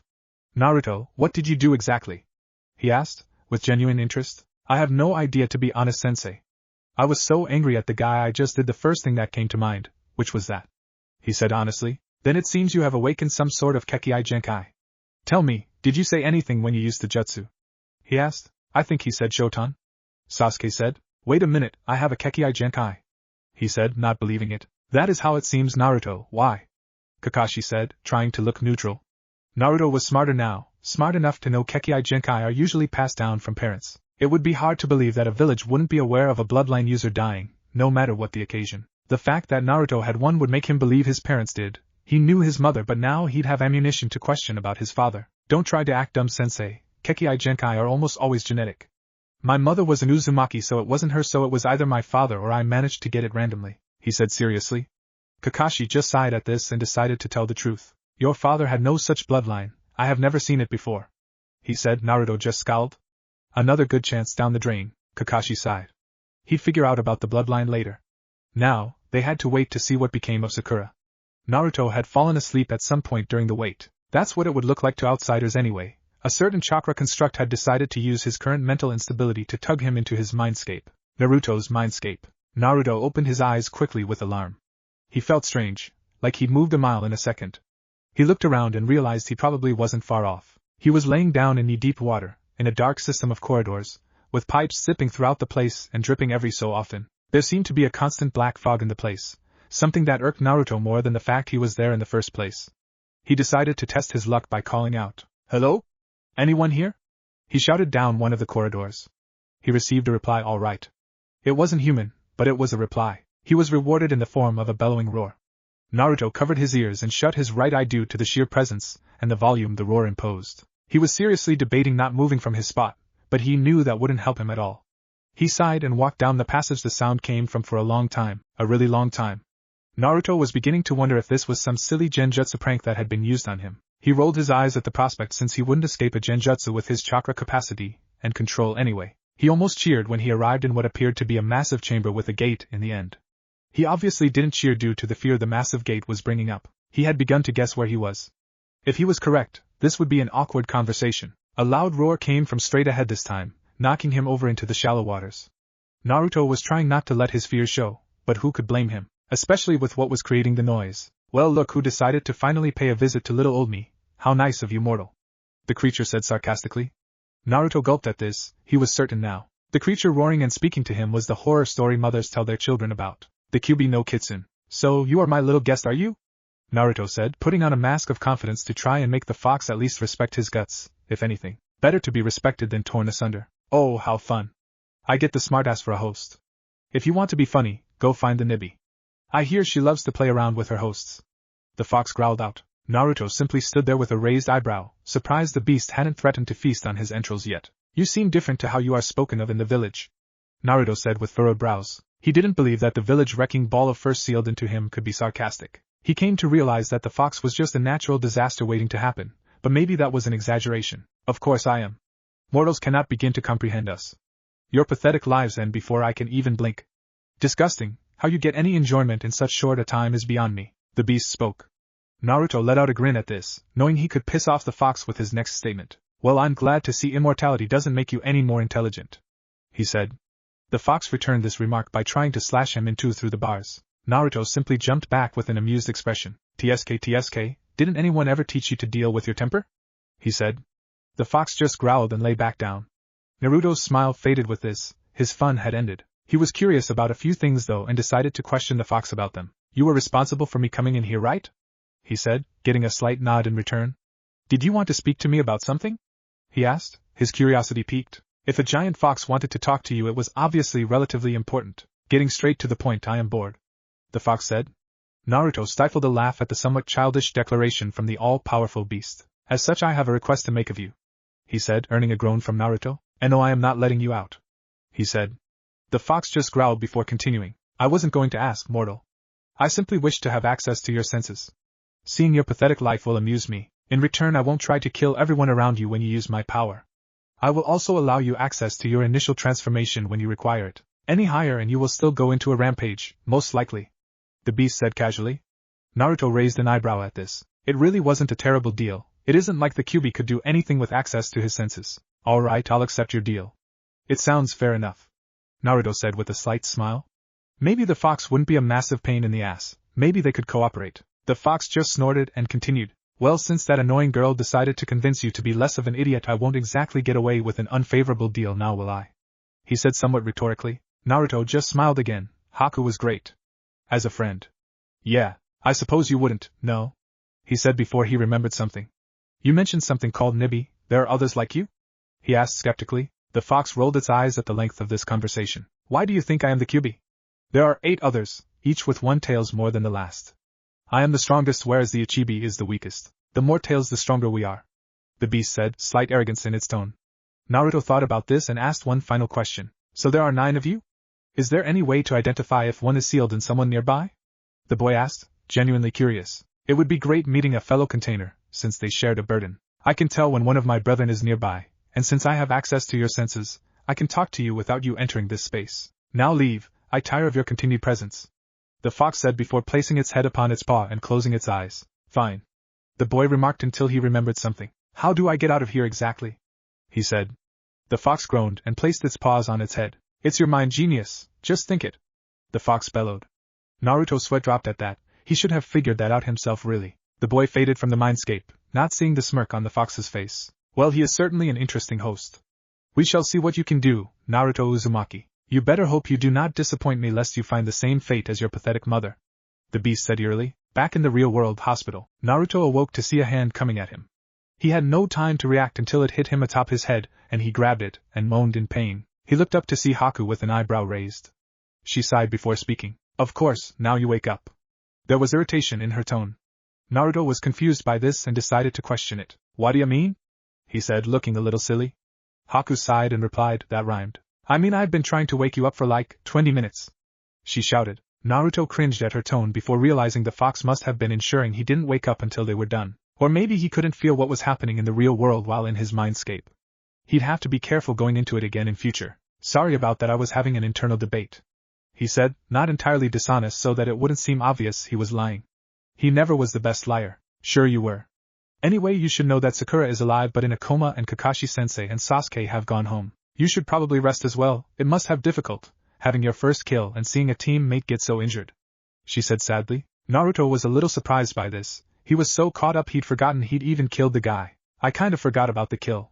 He said, somewhat shaken as the truth sunk in. His breathing began to increase and his eyes darted around the corridor he was sat in as he realized what he'd done. He felt like he was going to go insane, until it all washed away into a peaceful calm. He discovered the source of the calm feeling was a certain black-haired girl who was holding him gently, rubbing his back for comfort. He sighed happily, feeling like nothing could harm him at the moment. The girl always had such an effect on him that he simply couldn't explain. He made a decision to himself. He'd tell her his secret. If she trusted him as much as he did her, then he was sure she'd accept him. He also didn't want to chance them getting any closer only to have it ruined by his secret. The sooner he told her, the more she'd trust him. Haku-chan, he said, getting her attention. She removed herself from him and looked at him. He couldn't help but marvel at her beauty, her shining brown eyes looking right at him and her flawless pale white skin, from spending so much time in a foggy environment. He smiled at this before returning to his train of thought. I'm ready to tell you about my secret, he said with only a little doubt, knowing it had to be now. She smiled at this, and took it as a sign that he trusted her. That's great, Naruto-kun. I'm glad you want to tell me, she said with a radiant smile. He heard a snort inside his head. Weird. How this kid doesn't realize what's happening here is beyond me, a certain fox thought to itself. Naruto smiled in return before continuing. This would be best in privacy. Let's go to my house, I'll tell you everything there, he said. I hope you'll see the real me, instead of the beast Haku-chan. I can't lose you, he thought desperately. The duo walked through the village, Naruto drawing the usual stares and comments. But he wasn't really paying attention right now. He had a lot on his mind. His teammate nearly died, he met his burden, who was surprisingly good company, and he was about to tell the girl at his side about said burden. Maybe she won't care as much if I tell her how not murderous he seems it is. I have no idea what to refer to that damn fox as, he mused. He smiled at her, thinking he was lucky to have met her. Naruto's apartment. They arrived at Naruto's apartment, most of the graffiti gone since Naruto decided it was an eyesore and took a day to thoroughly clean it off. He walked inside and ushered Haku to a seat. She smiled and sat down. This place is better than you made it out to be, she said offhandedly. Naruto just rolled his eyes. He'd been spending a decent amount of money fixing it up, that was why. I wonder why, he said. All right then, there's no point dragging this out, I suppose. Haku-chan, do you know what a bijou is? He asked, being a little vague for the sake of getting some information first. Yes, the Mizukage of the village hidden in the mist was a jinchuriki. He held the sanbai, I believe. she said, not sure how that related to anything. Naruto just nodded. That made things easier. Do you know the tale of the Yondaime Hokage and the Kyuubi? The fight they had 12 years ago? He asked her. Haku nodded and responded. Yes, it was claimed the Yondaime gave his life to defeat the beast. However, I find it strange it hasn't reformed yet. I was told they only took a few years to do so, she said, confused by the topic they were discussing. Well, that's because it can't reform. It isn't dead, he said, rising from the table and raising his shirt slightly, channeling chakra into the seal. I am Naruto Uzumaki, Jinchuriki of the Kyuubi no Kitsune, he said seriously. Haku just gaped at this, before thinking back to the bridge battle. Now it all makes sense. That was the power he used on the bridge, that was the power of his bijou. She thought before smiling. Naruto was taken aback by her smile before she walked over and grabbed his hand. Is that all? She asked nonchalantly. Naruto's face faltered at this. It was at least a little surprising, wasn't it? He certainly didn't take it this well. He was barely even able to speak when he was told. Although that was the point at the time, to confuse him. What? Is that all? What do you mean? You should be scared, upset, concerned at least. This is far too positive a reaction. He shouted at her. She simply giggled at his over-the-top reaction to her answer. Obviously she then blushed when he smirked at her giggle. This was a normal thing for them now. Well, I don't know about you, but I am aware of how sealing works, and that seal is very good. It's not like the Kyuubi has any control over you unless you get really mad like on the bridge. You can work on that though, so it isn't a problem. She said honestly. Naruto just smiled and thanked the girl. Seriously, what'll it take for him to work it out? The fox groaned. He sighed. The only reason I brought this up now was because I actually spoke to the fox earlier today. That's why I wouldn't wake up, he said. Haku widened her eyes at this. He could talk to it. What did it want? She asked. Naruto just smiled and replied. Access to my senses? Sight, sound, you know the deal, he replied casually. Haku just scoffed at this. Naruto would let a titanic mass of evil chakra have access to his senses. You're still an idiot, you know that, right? She asked with a smirk. Naruto just scowled at this. This was a sure-shot way to irritate him, and Haku was well aware. Haha. You're so funny. Stupid ice users and their lame jabs at my intelligence, he said, muttering to himself at the end. Haku laughed softly before they both settled down. Naruto then remembered something he'd forgotten the past few weeks. Oh crap. My Ka-san's stuff was delivered ages ago, he said, running to the door and ignoring Haku's questions of what exactly he was doing. Then he returned with a decently large box before putting it on the table. In the box were a few things. Access to the Uzumaki accounts, something that was his by birthright. Then there were scrolls giving a far more detailed account of the Uzumaki clan's history and skills, along with a few scrolls regarding sealing and a few others that had less useful but still important texts regarding things like the Uzumaki family tree and information about Yuzushi Obikure. Haku was paying close attention to the blonde as he went through his mother's possessions. She knew he was probably going to cry at some point, so she was there if he needed her. This didn't concern her unless he wanted it to. Obviously that time came when he read a note from her. He began to read the note, his emotions reflecting his years of repressed pain of having no family. Dear Naruto, this is your Ka-san, Sochi. If you are reading this, then unfortunately I have died before I can meet you as a grown boy. I know you are probably either upset or angry that I wasn't there for you, but I hope that your Two-san is there at least. If he isn't, I've probably already given him a piece of my mind in the next life. I just wanted to make sure you know how much I love you. I was never happier than when I learned I was pregnant with you. Your father was ecstatic at the prospect of being a father. In case he's dead and you don't know who he is, I'm sorry but I can't tell you what his name is, but he is a great man, and I know he would have loved you almost as much as I do. I'm so sorry for leaving you, and I hope you can forgive me. I will love you always. Kushina Uzumaki, your Ka-san. P.S. If you got my verbal tic, I am so sorry. Naruto was just barely holding together until he read the part about the verbal tic, where he just sank to his knees and began to let out his emotions that had been repressed for years. Haku just stood behind his, soothingly rubbing his back, letting him know she was there for him. After a few minutes, he finally calmed down. He stood up and wiped away his tears, giving a half-smile to Haku as thanks. He continued to search through the box and found a picture of his mother while pregnant, and a large empty scroll, no doubt for sealing to be learned and used. He stared at the picture for a while. Haku came behind him and looked at it before speaking. She was a beautiful woman, Naruto-kun. I'm sure she would have been very proud of you, she said comfortingly. Naruto just let a single tear flow down his cheek and smiled. Haku was so good to him. Thank you, Haku-chan. I really appreciate you being here for this. There's no one I'd rather have here with me, he said with a genuine smile. Haku just blushed but didn't turn away embarrassed like usual. She just returned the smile and spoke. There is nowhere I'd rather be, Naruto-kun, she said honestly. The boy just hugged her, and she returned it just as easily. They stood there for a few minutes, uncaring of the passage of time or the lateness of the hour. Oh my god, this is just painful to watch. Take her, the fox thought. They finally separated after a little while longer. Haku just bounced on her toes nervously before speaking. Well, I should be going now, she said with a blush, hoping he wouldn't notice her current state. Naruto just let out a light-hearted chuckle, though it felt a little forced. Yeah, that's probably for the best, he said. She just half smiled, said goodbye and left. Naruto stood there for a little while before a frown graced his features. Why do I suddenly feel so empty? He thought to himself. Whenever Haku was involved, nothing made sense. He let out a groan before getting ready to go to sleep. Tomorrow is going to suck, I can already tell. Kami, damn it, mortal! Why must I be sealed into such an oblivious bastard?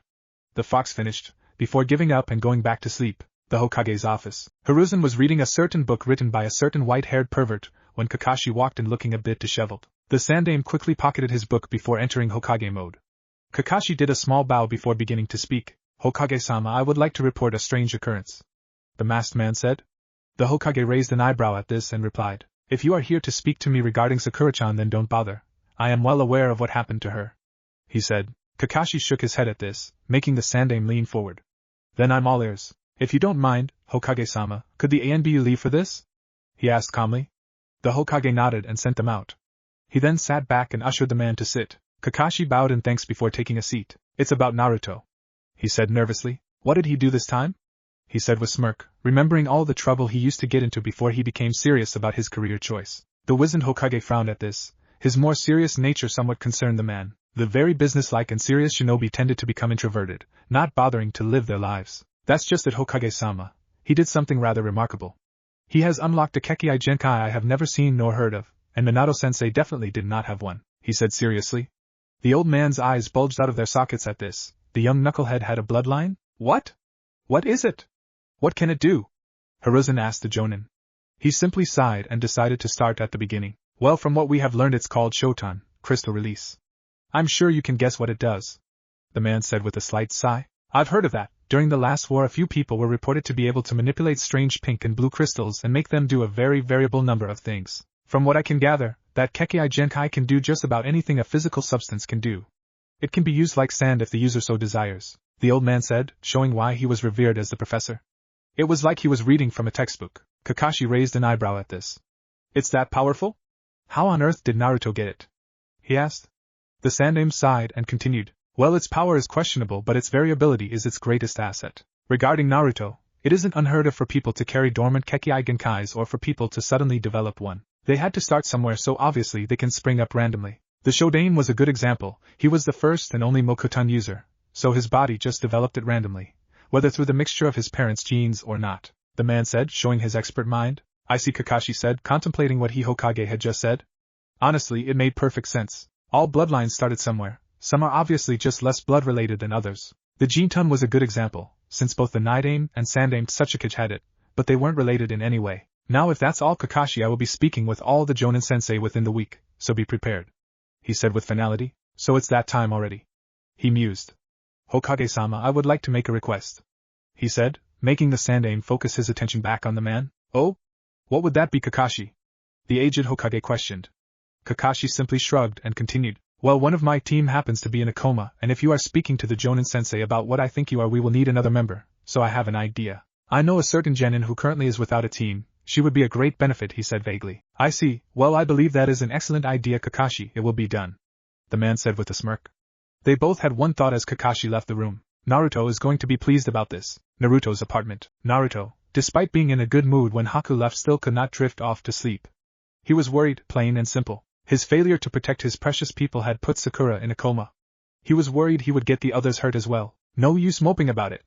I'll just need to double my training and ensure that I'm more than ready for what comes at us next, he exclaimed to himself, to boost his own morale. It mostly worked, but a flicker of doubt remained in his heart. What if I can't protect her? He shrugged off that thought. He couldn't think of such things. The more self-doubt he felt, the harder it would be to motivate himself to become stronger to avoid further heartbreak. However, one cannot use reason to combat issues with the heart.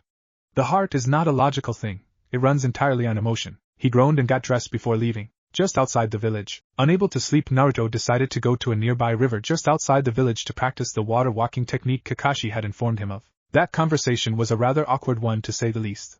Flashback: no jutsu. Naruto was busy training with the two jutsu Kakashi gave him to learn. He was so concentrated on them he didn't even notice his sensei walking out into his little clearing and towards him. Yo, he said. Ah, Naruto said, jumping away and falling on his butt.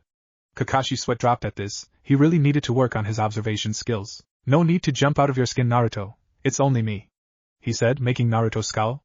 Now then, I am here to give you a bonus exercise to do in your own time, if you so desire, he said seriously.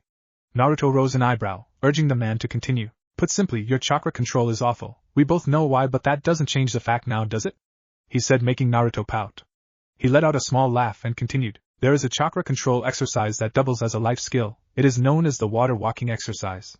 You saw me and Zabuza using this on our mission to wave, remember? He said, earning an excited nod. Well, it's a similar concept to the tree climbing exercise, but since the water is never still, you need to learn to adapt your chakra to the flow of the water. It will be rather difficult for you to master, but it will benefit you greatly, he said cheerily, making Naruto smile. That sounds like a great plan, Sensei. I'll do that, he said, making the man nod before using a shunshin to leave. Show off. Flashback no Jutsu, Kai. Naruto took a step towards the water, focusing his chakra like he was told. He took a step onto the water's surface, wobbled and fell in. He cursed to himself loudly, since nobody was around. This is going to take a while, he thought with a pout that would have been cute, had anyone been there to see it. This continued for a few hours, and Naruto gradually got more acquainted with the exercise until he could stand on the surface, albeit shakily. Right, step 1 is complete. Let's move to step 2, he said to himself before grinning and making a familiar hand sign. Kagebushin no Jutsu, he called out, making 10 clones that all surrounded him. Alright, this is an all-out taijutsu brawl. We have to fight on the water until it is second nature. The way I figure it, the more we do it, the quicker it'll go. So, who wants the first dance? He shouted out, not realizing he was mimicking Konoha's greatest traitor. Of all the people he could imitate, he is doing this on purpose. Damn it, Madara, when I get out of this, kid, I will burn your grave and eat your smoldering corpse, the fox thought. So, who wants the first dance? Said a certain whiskered blonde currently training his water walking skills. The clones that were summoned to help him train shifted uneasily at this. Nobody was really able to fully ascertain why Naruto's clones would sometimes have different personalities or act different than the original, but the fact of the matter was that they just did. On that note, none of the clones were sure why the original said what he did. As they were him, they knew that as of yet, he hadn't enjoyed a single fight. He would always lose spars during the academy. He got his ass kicked by Kakashi during the bell test. He froze against the demon brothers. Both Haku and Zabuza gave him a run for his money, and Fujimoto nearly killed his comrade. No, the clones were rather worried by the original Naruto's actions, wondering if the near death of his comrade had unlocked a more malicious side of him, a side that was more akin to his beast than himself. Despite being surrounded, Naruto had a massive grin plastered across his face, and even though none of his clones were doing anything, he was still getting rather excited. He was looking forward to cutting loose a little, knowing his clones would dispel should he believe things were going too far. What, did you guys take after the more gentle part of me? Come on! The original shouted, trying to bait his clones into attacking. The clones all furrowed their brows at this. No matter how much Naruto improved his mind, his impulsiveness and pride as a ninja could not simply be trained out. He was working on them on course, but they would not be easy to cover up completely. The 2 clones closest to him both ran towards him in erratic patterns, not wanting him to formulate a proper attack plan. The original Naruto's smirk deepened at this, glad the clones were using the slightly limited tactical skills he had learned seriously. When the clones arrived, one was at his right and the other was at his left. He quickly scanned his eyes all around and used his senses to see that the rest of the clones were not using the opportunity to jump in. Not yet, at least. The clone on his right threw a precise and quick punch at his side. Naruto simply leaned back and slapped the arm away before grabbing an arm coming from the left. He threw the clone he had grabbed over his head towards the other clone. The clone that started on his right simply jumped out of the way, catching the wrist of the flying clone on the way back to stop its momentum. The clone that started on the left regained its senses and nodded towards the other before they both shot towards the original. The one on the right threw an elbow shot to the stomach of the original, to which he replied with a cross-guard with his arms, before kicking out with his back leg and tripping the other clone. The clone hit the surface of the water and fell through, before dispersing. The right clone simply scowled at this before jumping back and allowing another clone to join in. The original was having fun. A lot of fun. He couldn't explain it, but the momentary look of shock on the clone's face before it dispersed made him very happy. It was almost as if he enjoyed the pain he caused it. Now, with another clone to back it up, the survivor of the original charge went back into fight.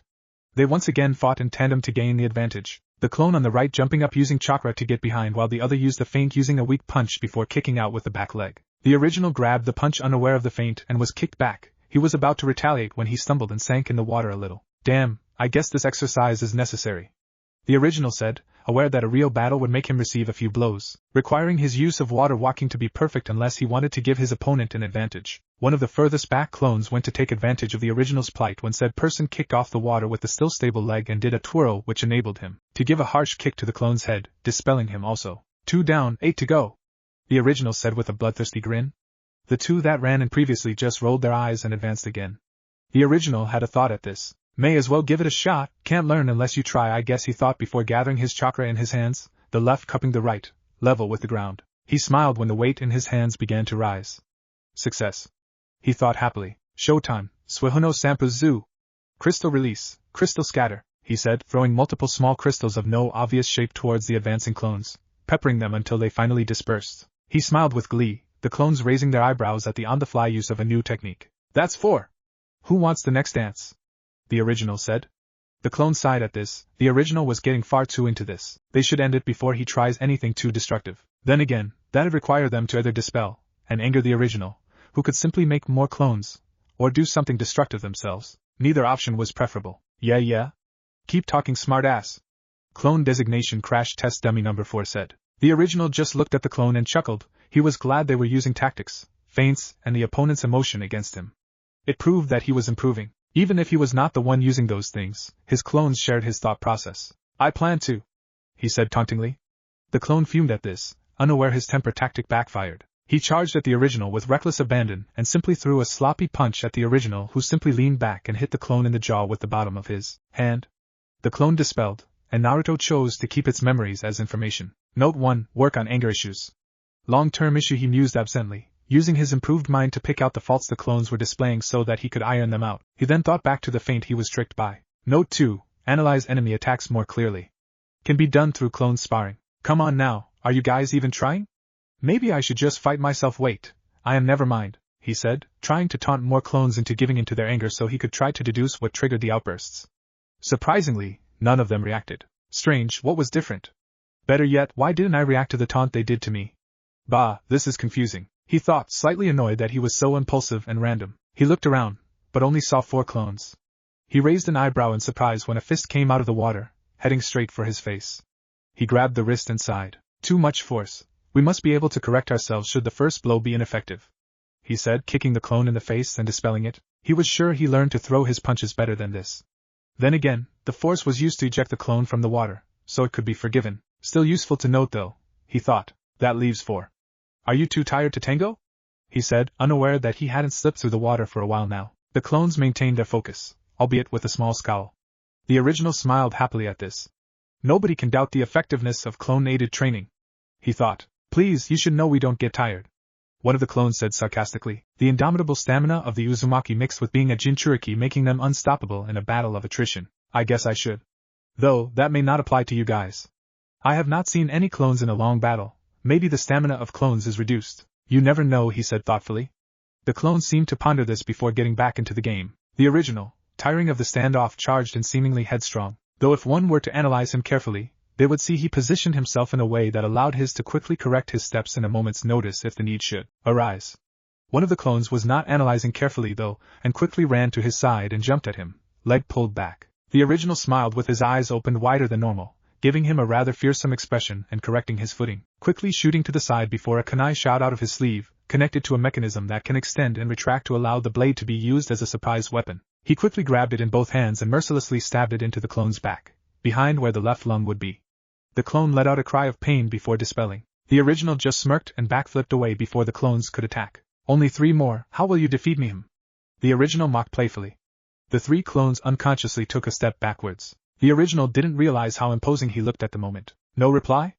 I'll have to force your tongues, he shouted, giving in to his more battle-hungry desires. Don't get me wrong, he still wasn't some sort of deranged psycho, but he had adopted a somewhat unhealthy thirst for a good fight. That didn't actually carry over to the killing aspect though. He still wasn't really happy about it but would steel himself for it, like Haku had claimed she would do. He charged at the right-hand clone, kicking off the water and spinning his other leg in an arc as if trying to kick the clone's head right off. The clone simply ducked, pushed the leg upwards and used his other hand to grab the jacket of the original before slamming him into the water. He didn't get quite that far however, as the original wrapped his legs around the clone before he could hit the water and spun himself, which forced the clone off his feet and his own body tumbling to the water. The original then untied his legs, placed a hand on the water and kicked down to the clone's chest, forcing him into the water hard. The clone obviously dispelled due to this acrobatic and deadly action. I'm definitely getting better. I feel like I could beat Sasuke in taijutsu right now, he thought with a smile. He was wrong, obviously. Sasuke's Sharingan, along with experience with the Uchiha's interceptor fist style, made him very difficult to defeat in taijutsu. It required speed, strength and tactics in equal measure to beat this style. Speed was required to overpower the time-distorting effects of the Sharingan. Strength was required to deal the damage itself, or to break through defenses the opponent set up, though this could be replaced with precise moves or special styles, the gentle fist for example. Tactics were required to effectively get around the opponent's defenses while not giving them an opening to launch and assault themselves. All in all, the Uchiha were rather troublesome fighters. Last two. How will you do? He said neutrally, the thrill of the battle waning with his inevitable victory. The two clones simply nodded to each other before they advanced. The original decided to meet them midway for a nice finish. One clone charged ahead and threw a kick to his side. He blocked and tried to grab the leg. The attempt was halted by the other clone who punched at his side, forcing him to dodge the blow and jump aside. The two clones then charged back to him, uncaring that he was recovering. Naruto was beginning to understand his clones more and more. It seemed that the less clones there were, the more organized and tactical they became. Of course, the chakra is shared less, so the potency and focus of it is improved. It makes perfect sense, he thought, having come across an important detail. It made sense that this was not documented. Only he or other Uzumaki could possibly make anywhere near as many clones as he could.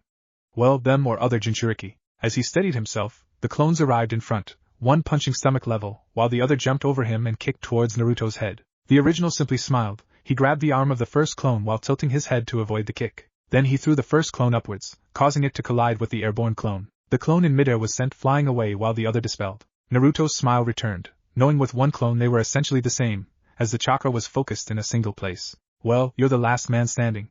Firstly, congratulations.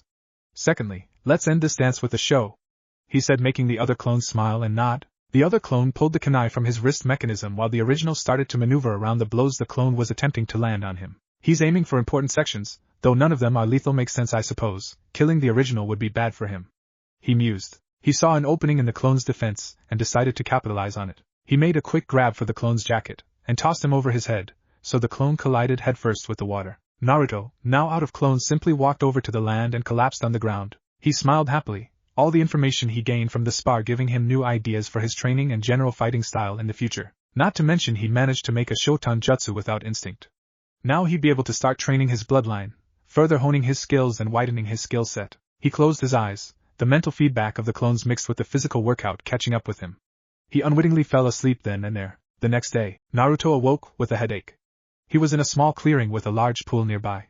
The clearing was rather barren. It had the obvious layer of grass and a few flowers, but that was just about it. It was surrounded by a large amount of trees twisting and turning in different ways in their desperate battle against one another to get as much sunlight as possible. The sky was a beautiful shade of blue, similar in shade to Naruto's own cerulean blue eyes, with a few clouds decorating and giving context to its bright and inviting presence. The sun was a little low, signifying that the day was still young. Its bright rays shining through the canopies and illuminating sections of the clearing. One such ray was dead center in Naruto's face, making him groan. I don't care how beautiful the sun is, it's bloody annoying. He thought, a little angrily, that he'd have to move on this glorious morning. He sighed and closed his eyes, trying with futility to block out the sun's oppressive gaze. The light somehow shined through even his closed eyelids, however, and he was forced to yield to the gigantic mass of fire and light. You win this time, you annoying ball of fire, the boy thought with a slight frown, before a smile broke out across his face as he took in the beauty of the scene he was surrounded by. He had always appreciated nature. Must be a side effect of growing up in such a place. You mortals are so odd. Sure, you love the giant fireball in the sky, but when I set fire to something, suddenly there's a problem, the fox in Naruto's mind said through the mental link. Naruto simply shook his head at this. Yeah, that's because nobody lives on the sun, and people don't like having their possessions burned to ash, he replied mentally. The fox simply scoffed and returned to its endless nap. Man, the Shodaime had the right idea when he built Konoha here. He may have grown the forest, but the area in general is just perfect, he said with a smile, looking up at the sky. He eventually stopped as he realized he could not just stand out here all day. Oh well, guess I should go home and change. I'm still a little messed up from yesterday, he said, looking at his outfit, slightly stained and wet somehow. He shook his head, wondering how it could still be wet from all those hours ago, before he realized how late he was up. He then began his trek home. In Konoha, sufficiently cleaned up and having eaten a nice breakfast, Naruto was now wandering the streets of Konoha wondering what to do. He could train a little, go see what his team was up to, look for some of the other rookie 9, have lunch at Ichiraku Ramen despite the fact he'd just eaten. He could go see Haku even. That was the train of thought on his mind as a certain brown-eyed, black-haired girl turned the corner behind him before spotting the boy. She'd been to his home early in the day only to find he wasn't home, which confused her as it was still rather early in the day. She was an early bird by nature, having wandered the land with a missing nin. Naruto-kun? She said, causing the boy to turn to her. He took in her image in front of him before realizing the person on his thoughts was behind him. He smiled and walked towards her, noticing her slightly questioning gaze. As he walked towards her, Haku came to a stop and let him finish closing the distance while she spoke.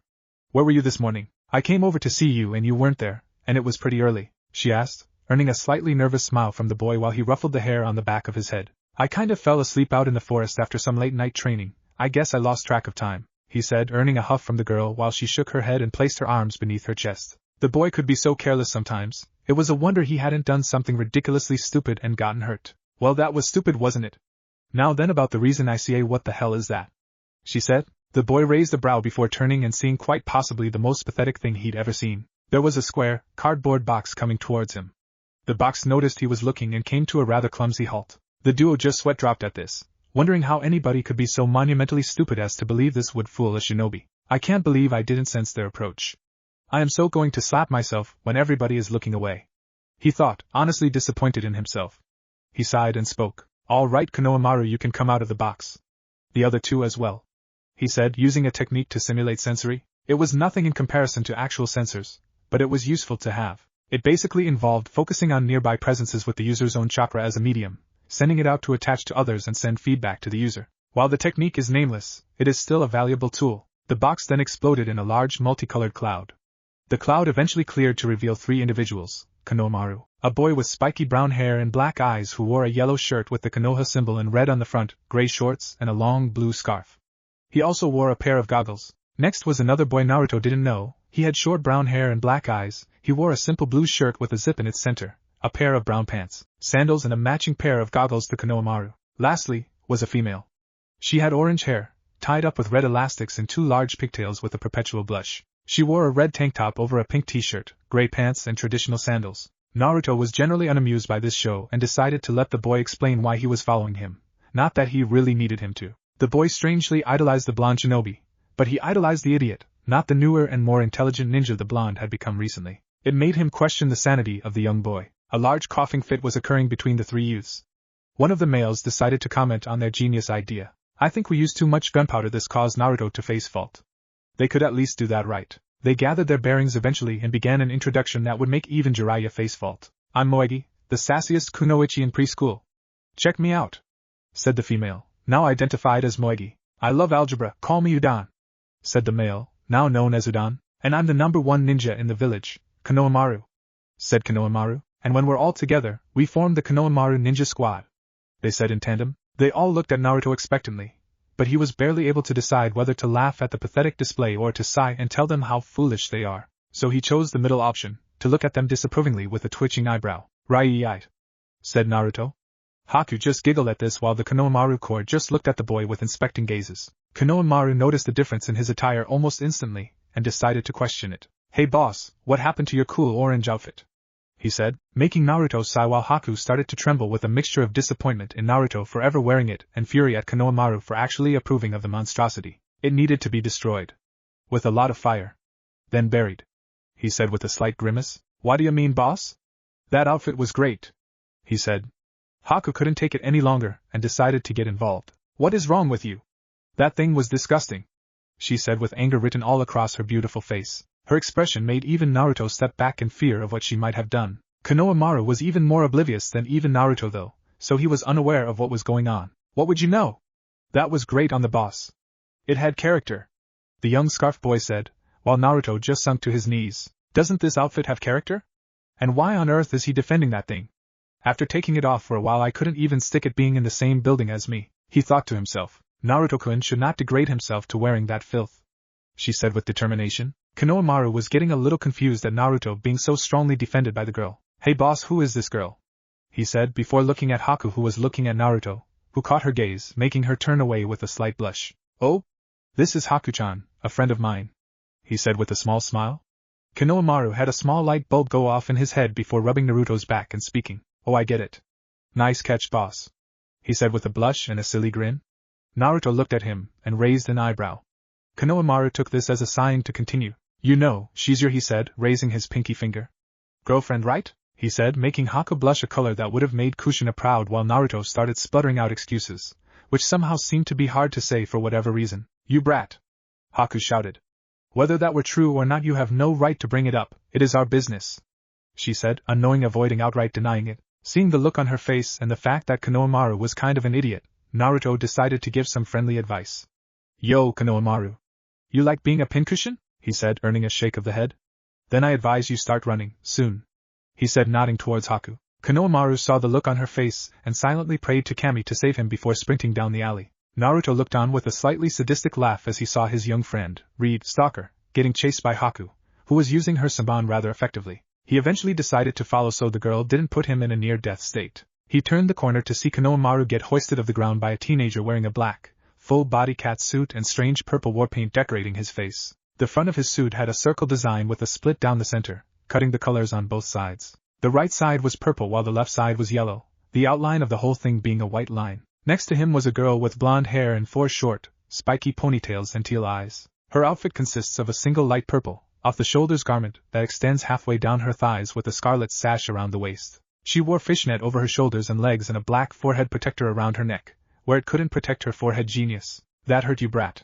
Said Catman, I mean the male ninja. Cut it out, Kankuro, we'll only get in trouble later. Said the blonde female.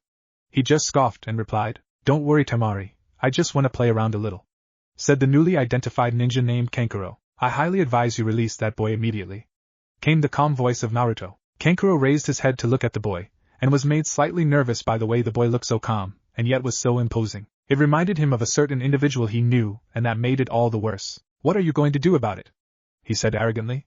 Naruto simply rolled his eyes at the Suna nin's idiocy. If they knew who they were assaulting, he mused with a smile, making Kankuro all the more nervous. Me? Not much really. It wouldn't be wise for me to assault ninja from an allied nation of the Leaf. However, you should follow the same principle. This boy is in the academy, not to mention you are on foreign soil. This could end very badly for both you and your village, he said, trying to bluff them out. Kankuro begrudgingly dropped the boy, knowing everything that was said was true. Fine. How about a little spar then? It'll be fun, he said. Naruto just shook his head, put his arm on the shoulder of Konohamaru, who had moved to his side. I'll have to pass on that, but thanks for the offer. I assume you have a valid reason for being in our village? Not to threaten you or anything, but I feel the need to check after the incident you almost caused, he replied. Temari scoffed at this before replying. Ever heard of the Chunin Exams? Shouldn't you be aware of events taking place within your own village? She said, earning a smile from Kankuro. Naruto just shook his head while Haku decided to reply. Unless we are told by our Jonin-sensei or the information is publicly announced, we won't be aware now, will we? She said sarcastically, earning a glare from the Suna shinobi. Interesting, I wonder if Kakashi-sensei is entering our team. Never mind. Sakura is unable to take part, so we can't, Naruto said out loud, earning raised eyebrows from the Suna nin. Kankuro took this as a chance for a jab at the blonde who had been talking circles around him. Oh? Why'd your teammate get hurt?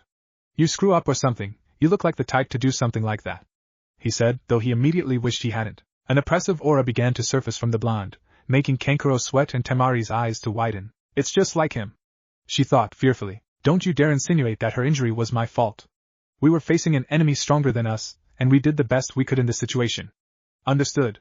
He all but shouted. Haku was worried that he would lose control of his little passenger, and decided to calm him down. Naruto-kun, she said, getting his attention. Don't let them get to you, you did do the best you could, do not allow them to get a rise out of you, she said soothingly. Naruto immediately calmed down at this, but not before shooting Kankuro a glare. You are lucky Haku-chan is here, or this would have been far messier, I assure you, he growled out. Kankuro, having regained his both composure and lack of concern for his health, decided to retort to the threat. You wanna go, punk? I could cream you any day, he shouted before a rock impacted with his hand, making him wince and look up at a certain black-haired and black-eyed genin in the tree nearby. Grr, you leaf ninja are like rats, coming out of every hole, he said, taking the bandage mass on his back off and holding it straight on the ground with his right hand. Temari widened her eyes slightly at this and decided to question him. You're using Karasa for this? She asked him, earning a grunt before an eerie voice came from the tree Sasuke was standing on. Kankuro, stop this. You are embarrassing our village, he said in a monotone. The two Suna shinobi looked up at the tree and their eyes widened in fear at the boy standing there. There was a short boy, with fair white skin, short, spiky red hair and blue-green eyes. His eyes are ringed with thick black lines and he had the kanji for love on his forehead on the left side. He wore a black full-body suit with t-shirt resembling sleeves, 3/4 length legs and an open neck. He wore a white cloth over his right shoulder and the left side of his hips, and a wide band system over the left shoulder and the right side of his hips. With this he is carrying what appears to be a gourd. His forehead protector is over the band. Chigara, said Kankuro, trying to cover the fear in his voice. Sasuke, however, was rather surprised that the genin managed to get so close to him without him even noticing. I can't underestimate this kid, he's something else, I can tell, he thought. Why do you think we came all the way to this village, Kankuro? The short red-haired genin said, making Kankuro quickly respond. Listen, Gaara, it isn't what you think. These guys started it, he said, earning a rather loud snort from Naruto, earning the attention of most people there. If you call us starting it a child running into you and you threatening to hurt him, then yes, we started it, he said sarcastically. This caused Gaara to glare at Kankuro, who began to sweat even more. Kankuro, if you lied to me, he said, narrowing his eyes. I'll kill you, he said with a glare. I started it, you got me, he said with false cheer. Naruto just rolled his eyes. What a pushover, who is scared of their own teammate. He thought to himself. I apologize on behalf of my teammates, Leaf Ninja, he said in another monotone. Haku was thinking differently, however. This boy, he arrived without anybody noticing. He was able to pacify his teammate with a few words and they looked genuinely afraid of him. We need to exercise caution. Sasuke was noticing the look the boy's eyes were reflecting, similar to his own in the past. The eyes of someone who cares little for others, but his eyes show it so much more deeply, a disregard for life itself. He thought eerily. Gaara was analyzing them also. The blonde was able to almost completely diffuse the situation with nothing but words and was able to generate a powerful aura. The black-haired boy was able to land a strike with an uneven stone from this distance right on Kankuro's hand. The girl, she stands with the stance of one with experience. We must be wary of these genin. The blonde, he seems so familiar. He thought to himself. Mortal. You asked me to keep an eye out for my brethren, right? The Kyuubi said mentally to Naruto, who was surprised for a moment before nodding. Well, I'm pretty damn certain that the short redhead in the tree holds Shikaku, the Ichibi. It said. Naruto widened his eyes at this. This isn't good. If we do somehow get into the exams, we may have to fight this guy. Who knows how much of his Biju's chakra he can use, the blonde thought to himself. The redhead then did a sand shunshin down to his teammates, and began to leave with them. Naruto wanted to test something, so he called out to the redhead. Hey Gaara, was it? He shouted, making the redhead turn around and nod. Nice to meet you, one. I'm Naruto Uzumaki. But you can call me Nine if you like, he said with a grin. Gaara's teammates widened their eyes in shock while Gaara simply smiled with bloodthirstiness. Sasuke and the academy students were rather confused, however. What does the dobe mean by that? Sasuke thought.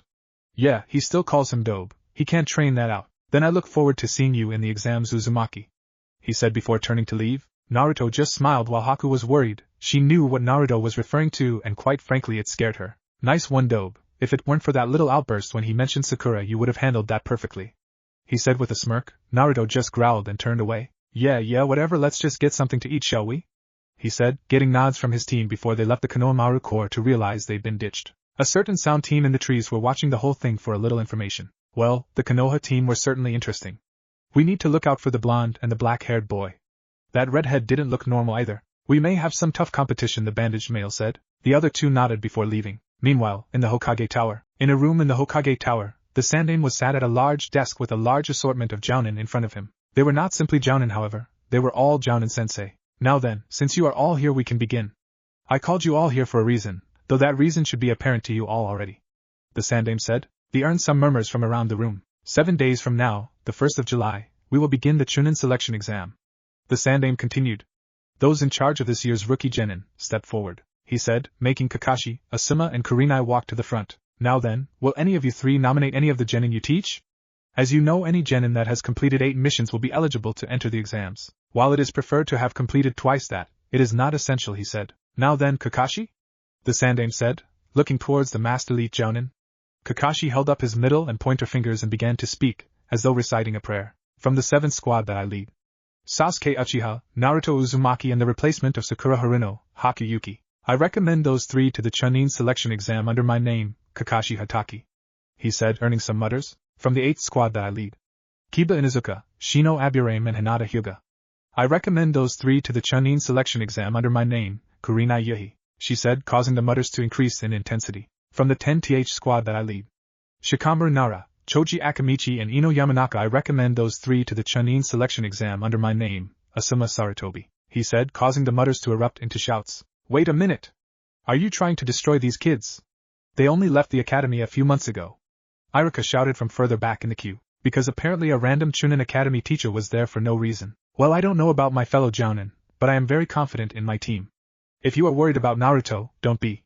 He has grown greatly since leaving the academy, Kakashi said confidently, earning increased murmurs. Really? He's improved to a level that you think makes him ready for this. Irika said, genuinely surprised at the concept of the blonde idiot that he liked so much becoming such an impressive genin so early. Yes, Kakashi said plainly. Now if that's all, I'd like to go home. He finished. The Hokage nodded, allowing him to shun Shin away before Irika could start ranting. At a bridge, next day, Team 7 were just hanging out on their usual meeting place, a bridge in the middle of the village. They had lunch and generally enjoyed themselves. Things were much better since Sasuke stopped being quick so much of a hard ass. Haku and Naruto were talking while Sasuke was resting his eyes. I thought Kakashi-sensei was over his lateness issues, but it appears as if it was wishful thinking, said Naruto with a sigh. Haku just giggled a little and patted him on the shoulder before beginning to speak. Hey now, he may have important business to run, he is a jonin. They don't always foresee what they need to do, she said disarmingly. Naruto just smiled and shook his head. Why is it so hard to stay angry at people when you try to calm me down, Haku-chan? He said somewhat jokingly. Haku, however, just blushed a little and smiled. Who knows, maybe I'm just a good influence on you, Naruto-kun, she said exuberantly.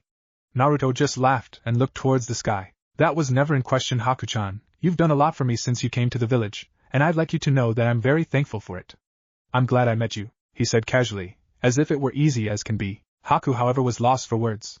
She had no idea she had such an impact on the boy's life, and she definitely wasn't aware he thought quite so highly of her. It made her heart soar to hear those words from him, and she couldn't help but hug him. This kid is such a damn idiot, the QB said to himself. Sasuke was listening to the last half of their conversation and sighed.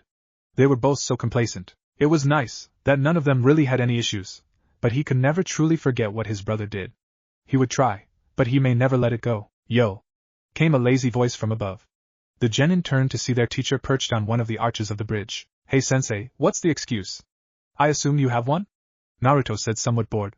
He'd waited long enough. I was going through last-minute preparations for the Chunin exams. I have nominated all of you, yes even you Haku, for the exams next week, he said. The genin all widened their eyes before Naruto smiled. Hear that, Haku-chan? You can do the exams with us, he shouted, earning a smile and a shake of the head from both Kakashi and Sasuke, who were equally aware of his relationship with the girl. Here are your applications.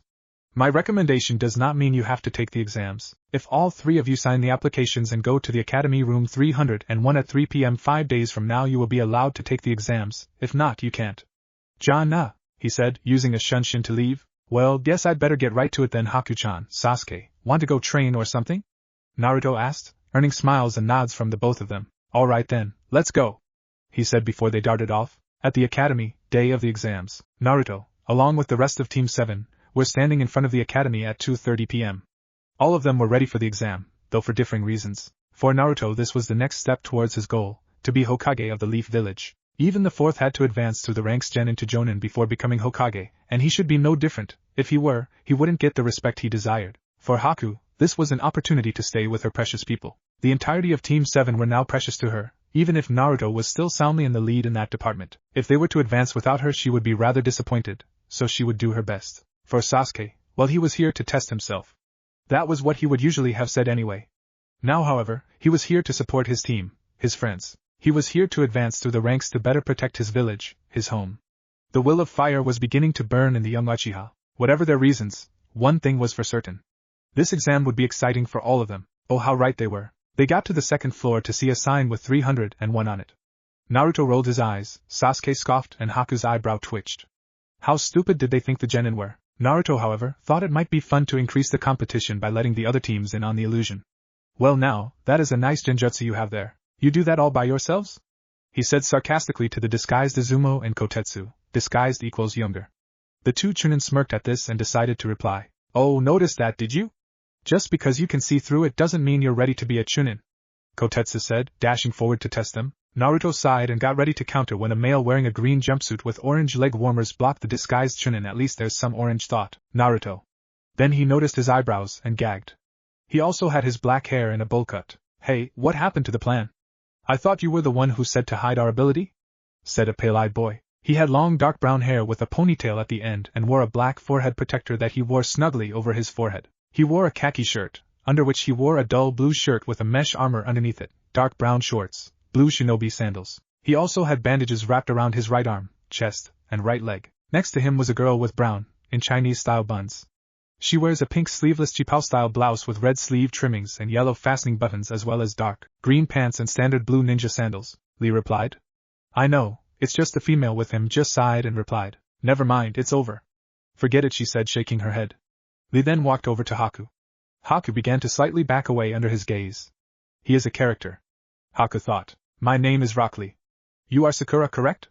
He said, earning a shake of the head from Haku before she replied. No, Sakura was injured during her last mission and I was chosen as her replacement on Team 7.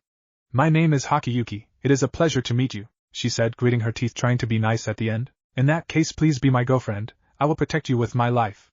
He said, giving her a thumbs up and a toothy smile that shined for no reason. Naruto's head immediately shot up at this and he decided to intervene. Whoa there, let's not be hasty, Oh, look at the time. Let's get up to the 3rd floor, guys, he said quickly, grabbing Haku's wrist and dragging her along despite her protests that she could walk herself. They arrived on the 3rd floor only to hear a rather familiar voice from above them. Hey you, Uchiha, hold on, Lee said from a balcony above them, even though he could have just followed the route they took. Lee, was it?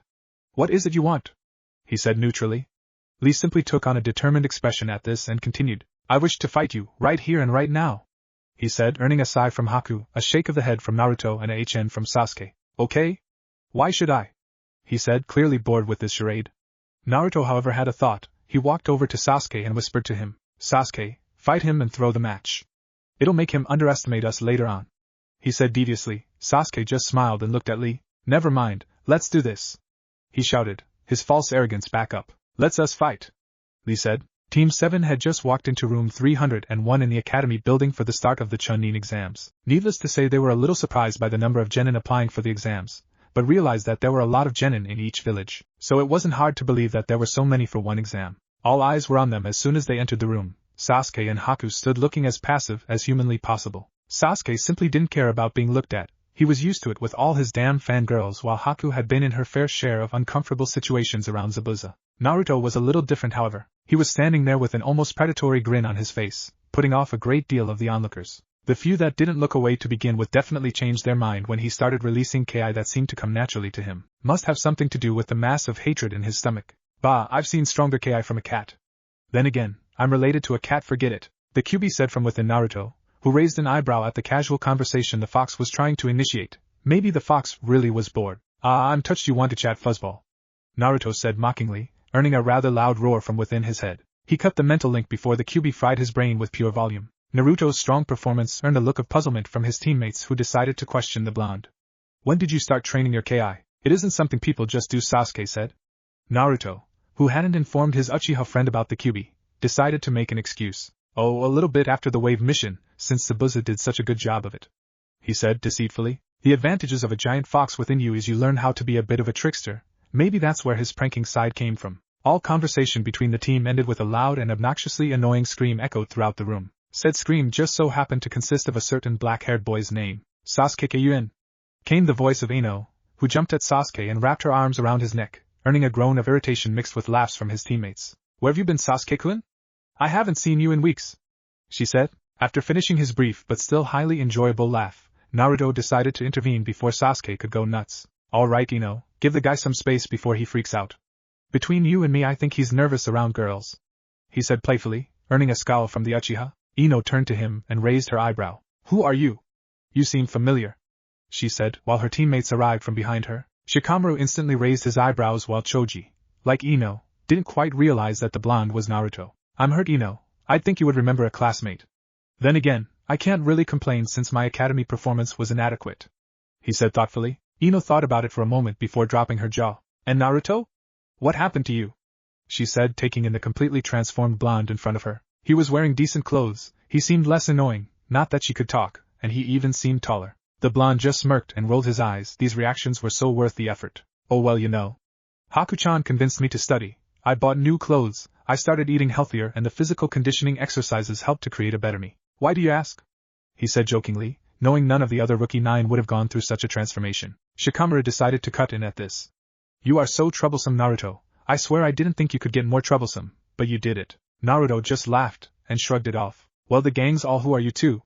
Kiba, who had just arrived, started, before spotting Naruto and Haku. Shikamaru decided to cut out the blonde's joke before it could drag on. The girl is Haku, she's sorta new here. The guy is Naruto, he said casually, causing teammate to go through varying reactions. Kiba's jaw hit the ground. Shino raised his eyebrows, which was very emotionally implicating for him, and Hinata blushed as bright as she could. Kami, Naruto-kun got hot.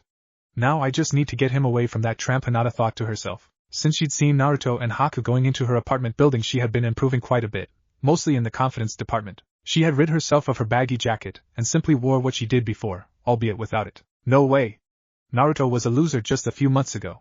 Kiba replied. Certain people were about to reply, but Naruto beat them all to it. Yes, I was.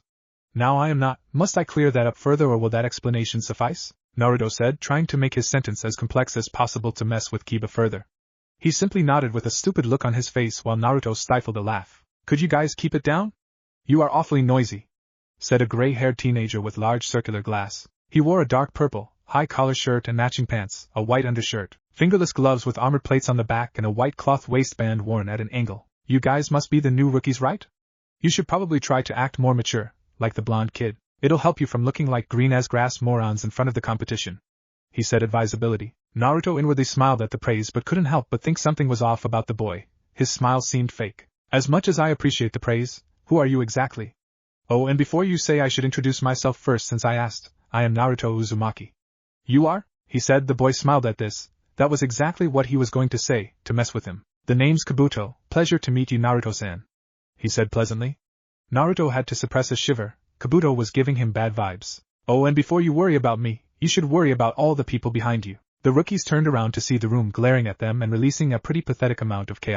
Most of the rookies looked perturbed by this, and Naruto just sighed and decided to ease their nerves a little. He stepped well in front of the rest of the rookies and released Ki of his own before putting his malicious smirk back on. If you are going to intimidate us, be prepared for us to reply in kind, he said ominously. The competition looked away either in fear or disappointment at failing to intimidate the blonde. The rest of the rookie nine were rather taken aback by the blonde's actions. He was indeed fearsome when he tried to be. Haku and Sasuke just rolled their eyes at this before Haku decided to speak up. Was that really necessary, Naruto-kun? She asked with a slightly playful smile. Naruto just smiled at her without replying. So Kabuto-san, what was it you were saying? Naruto said with a smirk. Kabuto just smiled and shook his head at the blonde before Naruto continued speaking. So you appear a decent amount older than us. I assume you've taken the exams before? Yes, this is my 7th attempt, Kabuto replied, earning wide-eyed expressions from most of the genin. Haku was not quite captured by this statement, and decided to question it. How is it that you failed that many times? Most people would have given up or waited to try again after a long enough training period, she said. Kabuto just looked at her with a smile, but was inwardly cursing at her perceptiveness. Yes, you'd think so, but the exams are rather hard, and every time I come here I get more information about the competition, he said, earning a slight nod from the girl. Naruto decided to ask the boy a question. Care to share any of it? Don't worry if you don't want to, he said, trying at least to seem considerate despite not really trusting the boy. Kabuto just nodded and took out some cards. These are my ninja info cards. If I channel my chakra into them, any information I've gathered on a ninja of my choosing will be shown to me, he said, earning a nod from the blonde. So, who do you guys want information on? He asked, making Naruto and Sasuke reply. Gaara of Suna, Naruto said. Rock Lee of Konoha, Sasuke said immediately after. However, Kiba decided to get his own in. Don't forget Naruto Uzumaki of Konoha, he said with a grin, earning an unhappy glare from said boy. Do tell Kiba why you'd want information on a fellow shinobi of our graduating class. Doesn't it seem unnecessary? He said, hoping it would get him to retract the question, but Kiba just smirked and didn't reply. You already know their villages? That's no fun, Kabuto said with a mock pout. He pulled out 3 cards and looked at them carefully before channeling chakra into the first one, making an image appear along with some charts. The image depicted Rock Lee. Firstly, we have Rock Lee. He's 1 year older than you all, and he along with his team have completed 20 D ranks and 12 C ranks. Their Jounin sensei is Mato Guy. Interesting, he was the dead last in the academy of his year, showing very little talent. Since leaving he has become a taijutsu expert. He is seemingly unable to use ninjutsu or genjutsu? Weird. This is their first time in the exams as of yet. Next up is Gaara. Known by the name Gaara of the Desert, he has been on 8 C ranks and a single B rank, as a genin. His teammates are his siblings Temari and Kankuro. He along with his siblings are the children of the current Kazekage. That's all I have besides a rumor that he had never been injured in a mission, he said. This impressed everyone, worried Haku, and earned a slight nod from Naruto. Hey Kyubi, he said, getting an animal grunt in return. I don't suppose Shikage gives any remarkable abilities to its Jinchuriki, does it?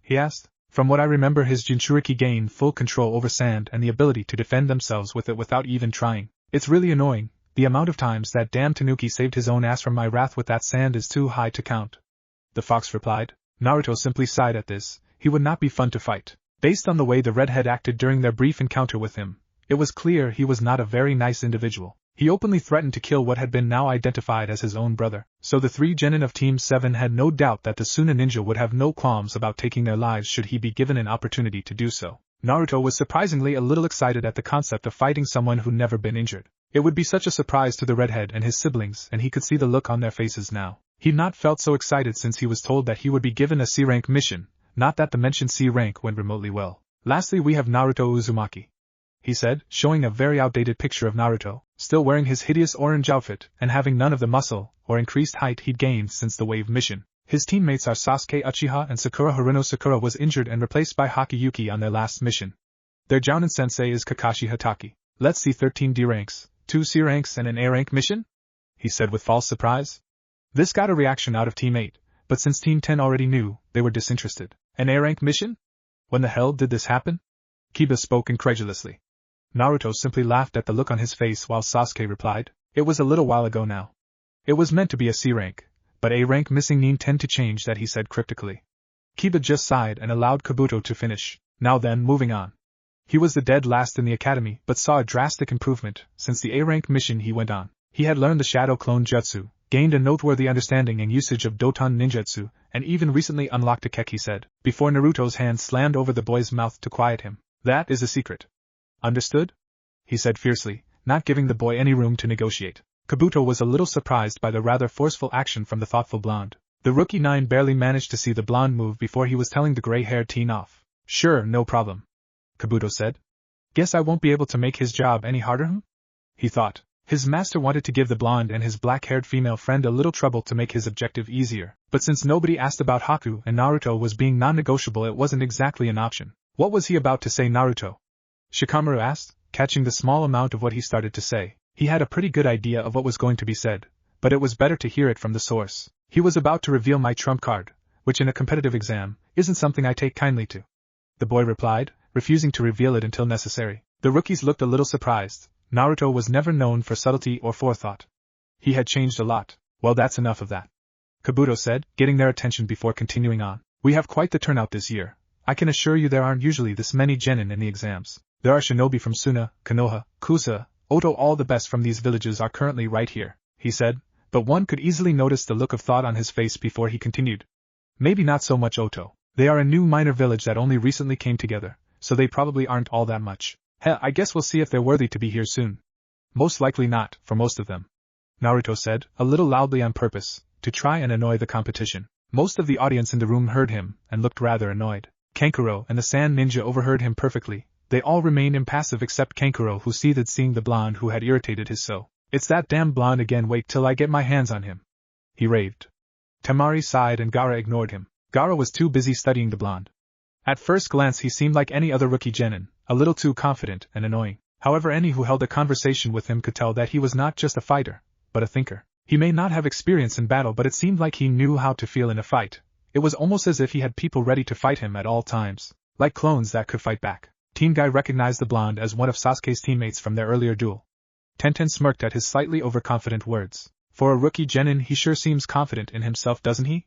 Almost as if he believes those words, she said thoughtfully. Unlike most, she was a serious kunoichi and could know talent when she saw it, and the blonde was definitely talented in some way. Whatever, he is simply another to go against his fate. Any who are proclaimed the dead last will remain as such. They may appear to get powerful, but they will never defeat those who are heralded as geniuses or prodigies. It is simply the way of the world, and he is fighting against it, Niji said with a bored look. Tenten gained a tick mark at yet another fate speech. Was Niji a broken record or what? Heh, it's that brat from before. A certain spiky-haired Oto genin spoke. We should show everyone who the real powerhouses in here are, and who better than the four-eyed asshole who said Oto was nothing? He said with a smirk. Their bandaged unofficial leader smirked back and nodded. Yes, a great idea. Let us show them the power of sound, he said before they all disappeared from where they stood. Only the most talented genin in the room actually picked up on the movements of the Oto shinobi. Team Guy narrowed their eyes at the three, wondering what they could be up to. Gaara and Temari, who were the observant ones of their team, were simply waiting to see what the trio would do. Naruto smiled deviously as he felt an unusual sensation of ill intent approaching from behind him. He was confused as to what this feeling was, but he decided not to question it.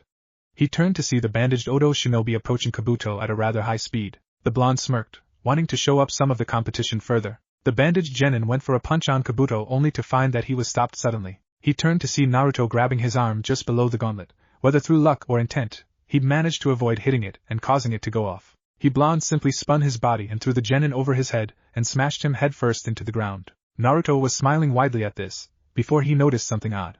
Kabuto's glasses had broken and he was throwing up on the ground. The blonde's expression turned studious as he tried to discern what happened to the gray-haired teen.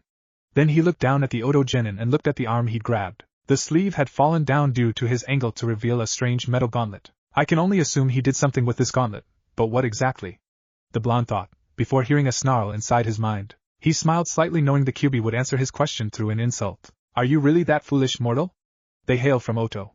The clue is in the name. His gauntlet must manipulate sound waves to attack the inner ear and affect the equilibrium of the target. The fox said to him. Naruto just grinned further before punting the Oto genin back to his stunned teammates. The rookies were looking on in shock at the efficiency the blonde displayed. His attack was near perfectly done, even if Kabuto still got hit, and the enemy didn't even get a chance to react. Nice weapon you got there. Manipulating sound waves to affect the inner ear? Genius! I sure hope that's enough for you during the exam, 'cause I kinda doubt it, the blonde said mockingly, earning a shocked expression from the bandaged shinobi. He analyzed my jutsu from a single use? He screamed internally. Naruto was just laughing at the look on the genin's face. He scowled and rose from the floor before walking back towards the back of the room. Naruto walked over to Kabuto. He didn't trust the guy, but that was no need to be an ass, so he decided to see if he was alright. However, he didn't get the chance as Haku beat him to it. Kabuto-san, are you okay? How are you feeling? She asked softly. Naruto frowned, for some reason not liking her being so courteous to other people. I have really gotta figure this out, it's really getting on my nerves. My reactions around her aren't logical at all, at least I don't think they are. Arg, this is so annoying. The blonde raged in his mind. The Kyuubi just sighed at the blonde. He is so damn clueless. Still, it must be even worse for him, being smarter and still being unable to figure it out. This is why I wanted access to his senses. It's like a movie. It thought to itself, for an ageless mass of chakra and hatred, it was kind of an asshole. Kabuto slowly rose to his feet, the effects of the attack beginning to wane before he turned and smiled genuinely at the girl. I'm fine, thank you, miss? He inquired. Haku simply smiled and replied to the teen. Call me Haku, and don't thank me for helping another. She spoke honestly. She was always kind and considerate, and found it hard to believe people needed reasons to help others. It was a little sickening, honestly. Before their conversation could continue, a large explosion of smoke appeared near the board at the front of the room. Settle down, you pathetic genin, and nobody should be fighting unless we say so. A voice called out from the same cloud. It began to gradually clear, revealing the proctor of the exam along with a host of Chunin examiners. They all wore gray utility flak jackets. The leader of the group, easily discernible by the long black cloak and bandana-like forehead protector, and had 2 long slash marks that ran down his face, and eyes, spoke to the participants of the exam. I apologize for the delay. I am the proctor of the first test of the Chunin exams, Ibiki Marino. However, you guys can just call me the bane of your existence, he said, earning a few shivers. Naruto just huffed and rolled his eyes. Now then, first things first. There will be no combat unless I say so. Even if we do approve of it, then lethal force is strictly prohibited. Nobody who wishes to become a Chunin in their miserable lives will disobey me. Am I understood? He continued, earning some mutters and complaints. Now if everyone is quite ready, we'll begin the first part of the Chunin examinations. Turn in your applications at the desk and we shall determine where you are sat. The written exam will begin once everyone is seated and ready. He finished, earning sighs, groans and complaints. Naruto just shook his head. Why would the examinations for becoming a Chunin require a written test? Maybe it's to see if we have the intellect or mindset of a Chunin. Then again, Kotetsu isn't the smartest guy, he mused before taking his seat, directly beside Hinata. He couldn't help but notice that she seemed off. Like him, different. Hello Naruto-kun, how nice to see you. She said without any stutter and actually a hint of playfulness in her voice. Good luck in the test, maybe I'll see you afterwards, she said suggestively. Naruto raised his eyebrows at her improved confidence and lack of a stutter, but decided that it was an improvement. Yeah? Maybe I will, he said vaguely, a little concerned about her attitude. She blushed a little and winked at him. And canon rules, I can't be bothered to write them out. Every FIC I read does so, and they are so boring to read every damn time. The final question will be given out 15 minutes before the end of the test. You have exactly 1 hour from now. The first stage of the Chunin exams has begun, Ibiki shouted, making all genin flip their question sheets over, causing panic to spread throughout most of the genin in the room. Interesting. Haku thought to herself while looking over the overly difficult questions given to them by the examiners. These questions are all extremely complicated for anyone of genin rank. I think Sakura may have been able to answer these, but most within this room can't. Naruto-kun, despite his improvements, wouldn't be able to, and Sasuke I am unsure of. She quickly scanned the room she was in to see what the reactions of the others were, and like she predicted, many of them looked like they were freaking out, panic evident across their faces. The second member of Team 7 was studying the paper laying in front of him with an expressionless face. He took a few moments to fully look over everything on the page before sitting back with a smile. Well, isn't that interesting, he said to himself. I can't even begin to answer a single one of these problems. Like hell anyone else here can. Naruto just sighed as he looked over his questions. It was clear no genin would actually be expected to answer the questions, so there was obviously something going on here. Even a Chunin would have difficulty answering them. Hell, some jounin couldn't. He was going over everything the examiner said throughout the introduction to the first portion of the exam with closed eyes and a concentrated frown on his face. He got to the part Ibiki mentioned about cheating. Cheating in most cases would be ground for immediate disqualification. Therefore, so that's it. You are expected to cheat without being seen. A ninja must be able to work in the shadows, never being seen while accomplishing their objectives. Information gathering is very important in our line of work, he said with a smile. He opened his eyes when he felt a small chill at his leg. He looked down to see a mirror.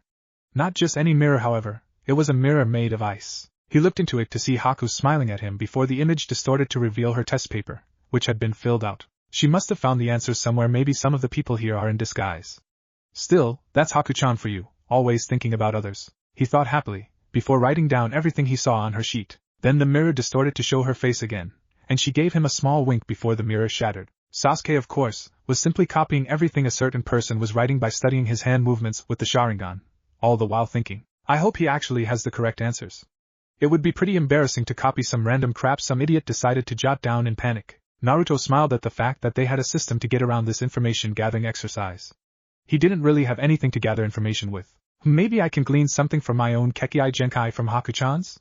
Maybe I'll try making some mirrors, he mused. He leaned back and just closed his eyes after flipping his sheet over so that others couldn't copy it. It was a great way to prevent the answers spreading around and, as such, allowing more teams to get through. After a little while, the time for the first 9 questions had passed and Ibiki decided to move on to the main event. Alright, listen up, brats. Here is the 10th and final question. Before I give you the question, you need to know there are some special rules surrounding it before we begin. These rules only apply to this question, so listen up. Oh, and try not to have a heart attack, he said with a chuckle, causing a little panic to spread before he continued.